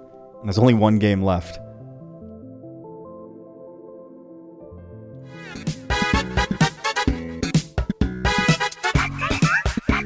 Finally, after what feels like 2 hours and 30 minutes, we are finally here, the last WarioWare game ever. Released for the Nintendo Switch in November 2023, WarioWare Move It embraces its roots on the home console by doing what I believe it did best. Motion controls and wacky, epic, zany, chungus, fucking blingish, blungish, blung. Okay, by this point, I was totally WarioWared out. I've played so many microgames on so many consoles for so many games, most being great, some sucking ass, but needless to say, I was not super amped to play WarioWare Move It. Although it was a game that I was kinda looking forward to. One thought that worried me though was that Nintendo already made a game like this. A console WarioWare game that centers around motion controls. That's just smooth moves. Is it even possible to top that game? Well, all I know is that if any game were to be revisited, I'm glad it was smooth moves. Okay, no more preamble. Let's get this over with so I can finally go to sleep. Welcome to WarioWare Move It. Wahoo, everyone! I'm not gonna lie, I'm recording this one in post because the way this was recorded was different than the rest of the video, and it was before I wanted to do the bit. Never mind. I won't lie, when Move It came out, I didn't really think much of it. I was so disappointed and burned out from Get It Together that I thought the newer games just aren't made to appeal to me. I ended up skipping this game because of that, and I really wasn't planning to buy it. And then I had an idea for a video. Luckily, my friend Yoshi Bobby had the game, you know, the guy who's been around this entire video, and he invited me to play the game with him. So 1 2-hour-long car ride later, and we were here playing Move It Together. Just like in Get It Together, you can play the entire campaign with someone else, and good thing I did because it saved a lot of time. But forget that for now. Let's get into the actual game. The game starts out with a commercial for a luxury getaway and a contest to win it Willy Wonka style with the purchase of a garlic burger. Wario, being Wario, orders a million garlic burgers and ends up winning. And now he and all his friends have an all expenses paid trip to a luxury island. And that's the story for Move It. Look, Wario has tried with complex base stories before. They did it with Gold and Get It Together, and although Gold was good, Get It Together's gameplay irked me so much that I'm glad that they're doing something simple here. It lets them focus on the actual game more. Anyway, once again, the island, they get gifted Joy-Cons with no sticks, which is probably better than regular Joy-Cons. Wario has a gamer moment and he is launched into the forest where a tribe of people start attacking him. We then transition into the first control style called Choo Choo, where you grip the Joy-Con around your hand and put your thumbs on the triggers and hold it like you're conducting a train. When it comes to playing with 2 people, I think it makes the game a lot more fun because not only do you take turns playing microgames, but you also get to play 2-player versions of microgames. Oh, shit. And there's also a thing called a tag-in challenge, where if one person fails a microgame, the other person can take off and try it themselves, and if they win it, they don't lose a life. This saved my ass quite a bit of times, because the microgames, even in this level, are a lot more complex than anything in Smooth Moves. Since the Joy-Cons are able to do so much more, they expect you to do more. And although I'm observing it right now, I really don't think that that's a bad thing. Anyway, we do this boss game where we have to smash the right tentacles, and don't smash the electric ones or else you die. I just suck at this game. And then we go on to Mona. Mona sees an ad to swim with the dolphins and rays, and she wants to do that. So she does it. And that's her story. This level introduces us to Sky Stretch, where you hold both Joy-Cons in the air and reach for the skies, and Night, where you hold the Joy-Cons like a sword. Already we're seeing a lot of variety with how these Joy-Cons work, because even though the Wii Remote was precise, this technology is so much more advanced, and now we can lean and tilt and move the Joy-Cons forward and back and shake them around and twist the Joy-Cons around. It is honestly a really awesome way to play WarioWare games. Anyway, this boss game is Sky Stretch, and you have to hold candles up and melt an ice block in the middle. While you're doing this, bugs and rain clouds come to try and put out your flames, and if one of your flames go out, you can use another flame to relight it. This boss game was really fun. It's engaging and awesome sauce. And once we beat it, we see Lulu getting eaten by a fish. Up next, we have 3 choices of Krieger, Penny, Mike, Ashley and Red, and Orbulon. Krieger is showing off his new invention, the Time Obliterator, to Penny and Mike, and once they use it, they get put back in Jurassic times. And now they have to reform to not be killed by the caveman. This level introduces us to Massage. It's like the Sky Stretch where you're holding your arms out. Big Cheese, just like Smooth Moves, where you stand up loud and proud like SpongeBob. And the Trust Tether sign, which is an indicator that you're gonna have to drop the Joy-Cons, so you better have those wrist straps on. There was one microgame like this in Smooth Moves where it told you to drop the Wii Remote, and it was a way to check if you were actually using the wrist straps, and of course I never did. fuck. With this being its own playstyle now, it encourages you to use the straps. There is a way to cheese it, but I just found using the straps better. The boss stage is really creative here. A greedy witch gives you a poisonous apple, and you accidentally ingest it before realizing it's poisonous. Now you have to pass the apple through the digestive system without it hitting any stomach acid. Once you do that, the caveman literally lights on fire, and he draws Penny, Crygor, and Mike on the rock wall. Wario ends up seeing it, and it's pretty freaking crazy. Up next is Orbulon. Orbulon's just eating a bunch of fucking food, but then he gets so fat he falls off his ship, And he lands next to a suspiciously shaped statue that looks just like him. He also landed so hard he lost his memory. everyone recognizes him as a god though, and oh my god. His ship goes into his neurons to try to rehash his memory. The first playstyle is where you hold your dominant hand up to your mouth and the other hand to your butt, like a chicken. This showcases the type of precision that the Joy-Cons can do, and I just sound like an ad, but it's really cool. We also get the gift giver, where you hold the Joy-Cons in the palm of your hands. This one's like the waiter in Smooth Moves, but you know, more accurate. And the lifter, where it looks like you're holding a massive fucking barbell. The boss game for this one is pretty interesting. You start off playing a board game and you have to pick the hand with the optimal dice number, and once you do that, you have to pick the hand that matches the correct pose. Do this 3 times and you epically win. Orbulon's memory is cleared for like 5 seconds, and then he slips on a banana and he has amnesia yet again. Next up is Ashley and Red. Ashley and Red are building sand mansions on the beach when Red finds a bunch of berries and eats them all. He then turns into a tiny Red, and now Ashley has to figure out how to make Red the normal size again. In this level, we learn the scales grip. Just like Sky Stretch again, you extend your arms all the way, but you hold them out like a T-pose, like Homer Simpson. And the tug of war. It's kind of like the knight, but you hold it out in front of you. This one was also in Smooth Moves. The boss game, you just have to fly to the end using the scales, and then Red becomes normal again. We then get a remix level where everyone rides on a tour bus, And it's just like every other remix level before this. You just play the microgames you've already played, just all mixed up. been there, done that, blah, blah, blah, blah. Up next is Cat and Anna, and we immediately learn At Attention, where we just stand there. Fashionista, where we stand there sexy. And Hand Model, where you let go of one of the Joy-Cons And use the IR sensor on the bottom of your right Joy-Con to scan your hand. Now, I'm not gonna lie, this idea fucking slaps. and it seriously works perfectly.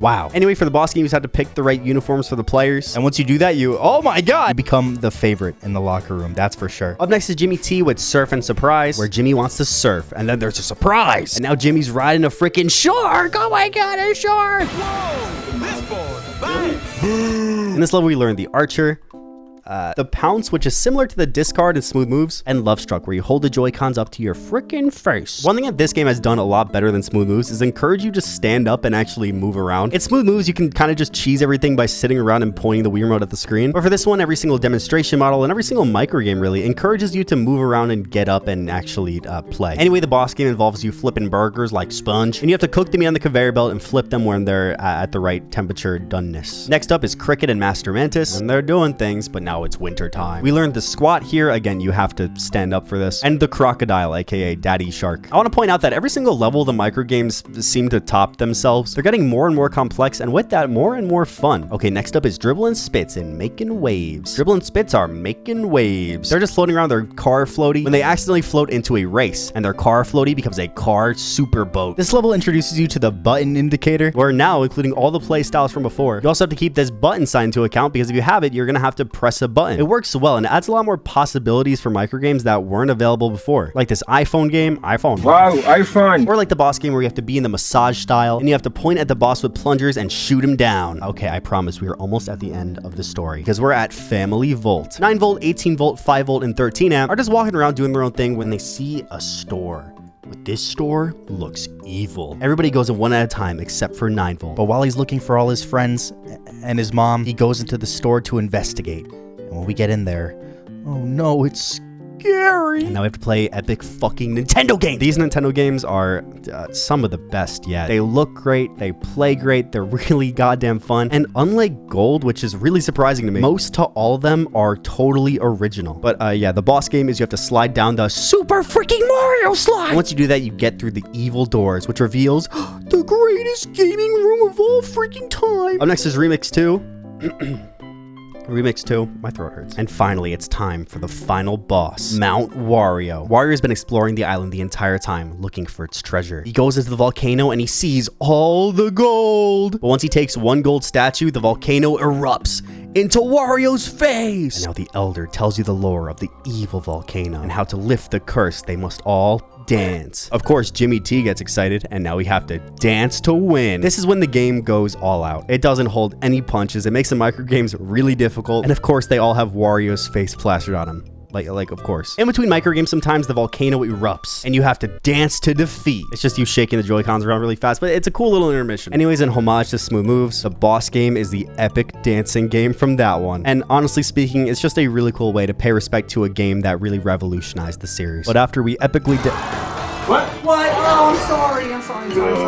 But after we epically dance, Wario wakes up, the curse is lifted, but his booty gets stuck where the trophy used to be. And that is the single player of Wario Ware Move It. Man, this story mode was so much goddamn fun. I love motion controls in WarioWare games. It's without a doubt my favorite gimmick they've ever done, and this just does it better. I won't lie, in general, the microgames here were a lot more difficult to understand than they were in Smooth Moves, but that's just because there's so much more options here. You can do so much with the Joy-Cons, and this game exemplifies it perfectly. This game is like 1-2 Switch if it was on steroids, and I can't get enough of it. Once I got home that day, I ended up buying it and playing it for another couple hours. This game is just incredible. But we're not done yet because there are quite a bit of multiplayer modes in this game, and since I was playing with a friend, I was able to actually play them, and I'd be remiss if I didn't bring them up now. So here we go. Up first is Galactic Conquest. Galactic Conquest is a board game style game where players play tiebreaker microgames for points. Once the tiebreaker is over, the winner also gets to roll a die. Every spot on the map has a special attribute that can either change the position of players or gain and lose points. Once someone reaches the end of the board to the rocket ship, the game finishes, and the person who reaches the end gets 100 points. The person with the most points at the end wins. This one's honestly really fun. I like the idea of having points and getting to the end because, and this is some like niche millennial shit, but it reminds me of the golden snitch in Harry Potter, where it gives you 100 points, so technically you could be losing by 110 points, then get to the end of the map, get 100 points, and still lose. That's probably not gonna happen, but I think that's a cool idea. And with this having multiplayer exclusive tiebreaker games, you know how I felt about Wobbly Bobbly. I love them, and these ones are also amazing. So Galactic Conquest is a thumbs up. Coming up next is Listen to the Doctor. This is the same game from Mega Party Games all that time ago. The only difference now is the microgames. For those who don't remember, which trust me, I don't either, Listen to the Doctor has this man, the doctor, prescribe a way to play a microgame. Once you play, you get graded by your peers on how well the microgame was played. The only downside of this version compared to the Mega Party Games version is that it's a lot harder to play online. Again, I played Mega Party Games mainly on Parsec with my friends, but I also have to admit that this game just works better in person anyway. And with this being a Switch game, it's a lot easier to bring around and bring it to places in person too. And I also don't think you're going to be playing a motion control based game online anyway. So, up next is Medusa March. Medusa March is a game where you and a friend are venturing out to try and defeat the fabled evil Medusa. While trekking, you run to snake enemies, and to defeat them, you have to play a microgame. You also have to actually swing your arms to walk. While doing all this, Medusa will sometimes turn around and force you to freeze. If you move during this freeze time, you'll be turned into stone and need to use your stone regen potion. And once you use your potion, that's it. If you turn to stone again, you lose the game. This one is seriously so much fun. I always love the concept of the game fucking with you while you're in the middle of playing, and forcing you to freeze at certain intervals is such a good mechanic. It's literally red light, green light, but with microgames. What's not to love? Go the Distance is an up to 4-player multiplayer game where you're Jake Paul, the epic boxer, and while you're fighting your latest 80-year-old opponent, a spotlight will flash on players randomly. The spotlight is sometimes one person and sometimes multiple people, and the people that the spotlight shines on has to play a microgame. Win it and you get to keep pummeling 90-year-old Jimmy Carter, but lose and you lose a heart.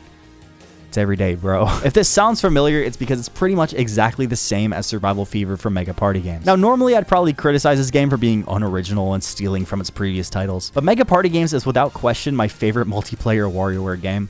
So if there's any game to steal from, it would be that one. And hell, WarioWare is keen on stealing from Mega Party Games. This one is good though. It's just as fun as Mega Party Games, just with better microgames. And finally, it's the Who's in Control Show. The Who's in Control Show is a 4-player 2v2 game where one team has to play a microgame and win 4 times. The only problem is only one player is in control of the microgames while the other player has to fake themselves playing the game. And after they're done, the other team has to guess who's actually playing. A comparison that jumps to mind for me is Spot the Sneak from Wii Party, if you guys have played that. Unfortunately, I didn't get to play this one as I was only playing with Yoshi Bobby, but man, this one looks like so much fun. It seems like the perfect party game to play with your friends. Although just like Listen to the Doctor, it's definitely one that you have to play in person. And that is all of the multiplayer. Seriously, the only critique I have is that I wish that there was more. Imagine if they brought back all the other multiplayer games from Mega Party games like Wobbly Bobbly, Balloon Bang, but good this time. Or hell, even a game like Lifeline. All of these games slap in their own right, but man, I just wish there was more here. Everything in WarioWare Move It is just so much fun, and my only criticism of the entire game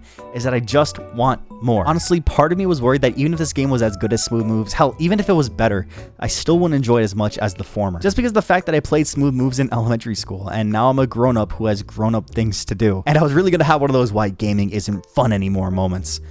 But in all honesty, this game knocked it out of the park. Seriously, playing this game had me feel some sort of juvenile wonder that most don't anymore. I really felt like a kid moving around and looking stupid playing microgames. That's why Smooth Moves worked so well for me, and they did it again here. I gotta give this game its flowers. Just like what Gold did to Mega Microgames Twisted and Touched, Move It pretty much did to Smooth Moves. Sure, the microgames are more complex, but pretty much everything was leveled up in this game, and I love it. But not as much as I love the tier list. Now, I want you guys to keep in mind that this is based off my own personal enjoyment. By no means is this objective, but this is pretty much my view on these games, and my ranking is based off how much I enjoyed them, and also how much I'm going to be willing to go back to them after this video is done. Actually, you know what? It is objective, because I'm always right. Screw you. Okay, let's get into it. First up in the F tier, WarioWare Snapped. This game blows. There are only 20 microgames. The microgames aren't even fun, and that's if you can even get the camera to work. This game wasn't worth the 500 DS points when it came out, and now it's not even worth emulating. The amount of technical problems I even had to try and record footage for this game was so abysmal that I can't even recommend pirating it. Don't waste your time. I'm going to give you a Super F. Next up in the E tier is DIY Showcase. This game is fine, I guess. It's just DIY, but with less features. Sure, they try to make up for it by adding features like playing your songs. I mean, there are some new store-made minigames, but they're a lot more boring because they have to work with the Wii pointer. If I want to play DIY, I'm not using my Wii. Okay, going up into the D tier, and the only game that's in this tier too, and that's WarioWare Get It Together. This is probably my most controversial take, but I just don't enjoy this game. It takes the 2D aspects of games previous to it, like Mega Microgames, but every game gets played the same. It's pigeonholed by its gimmick because every single microgame needs to be beaten by every single character. And although I appreciate how they try something new with different gimmicks, this one's just not very fun. It still looks amazing though. This is definitely the best looking game out of any of them. Okay, the first game in the C tier, WarioWare Touched. Honestly, I was more disappointed than anything with this game. Maybe it's just recency bias, but I feel like there were other games that did this gimmick better. I feel like the whole touchscreen gimmick was old and played out, but I'm sure that when it came out, it was a lot better. And although I should give it a pass because this game came out before Gold and before DIY,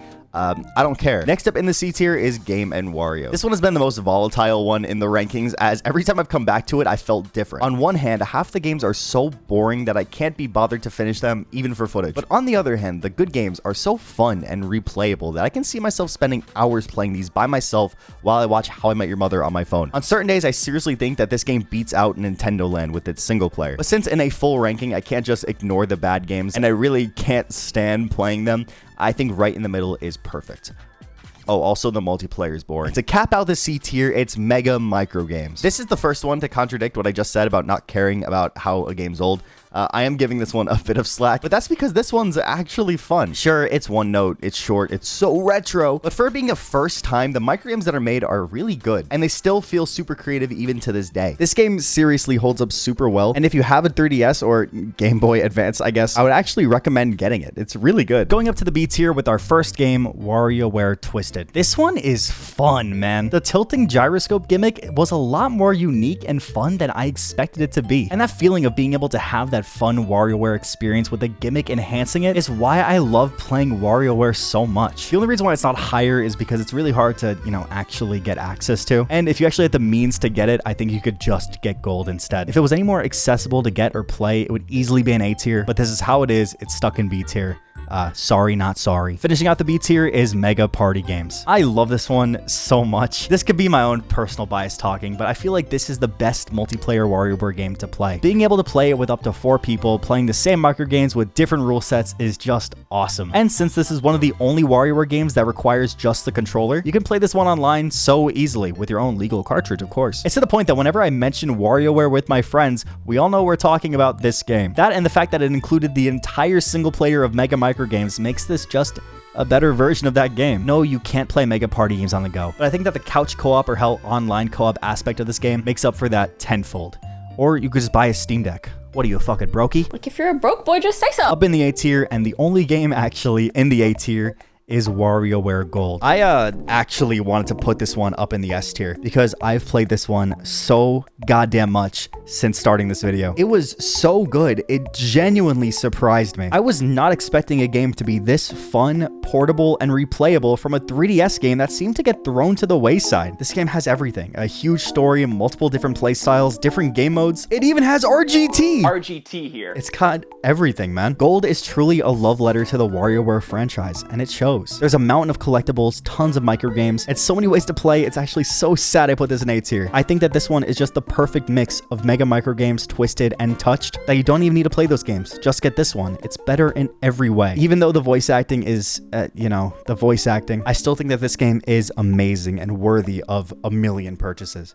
Okay, not a million, but like a lot. Okay, now it's time for the S tier. First up, Smooth Moves. It kills me to put Smooth Moves behind any other game, let alone 2 other WarioWare games, but I just genuinely feel like there are 2 better than this. Nevertheless, Smooth Moves has everything you could ever ask for in a WarioWare game. It's got a fun gimmick that constantly builds on itself. It has loads of microgames for every control style. It has possibly the best soundtrack in any WarioWare game. It has fucking Tomorrow Hill. It still looks great. The multiplayer is much more fun than Game & Wario. This game has literally everything going for it. Sure, it's on the Wii, which is... Look.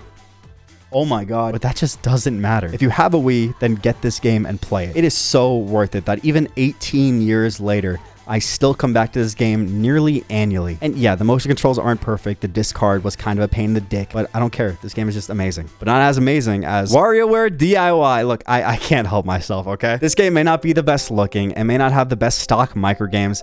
And yeah, the features you do have to play with are limiting, but just having the ability to take any idea you can think of and turning it into a microgame that you can then share with your friends is still one of the coolest things I've ever experienced. If I would want any game on this list to be updated for a Switch release or hell, even the next console release, it would be this one. I spent so much time, not only during my childhood, but during the production of this exact video, just making microgames, songs, not really comics, but they're alright too. Look, I know if you suck at drawing, then you probably think this game won't appeal to you.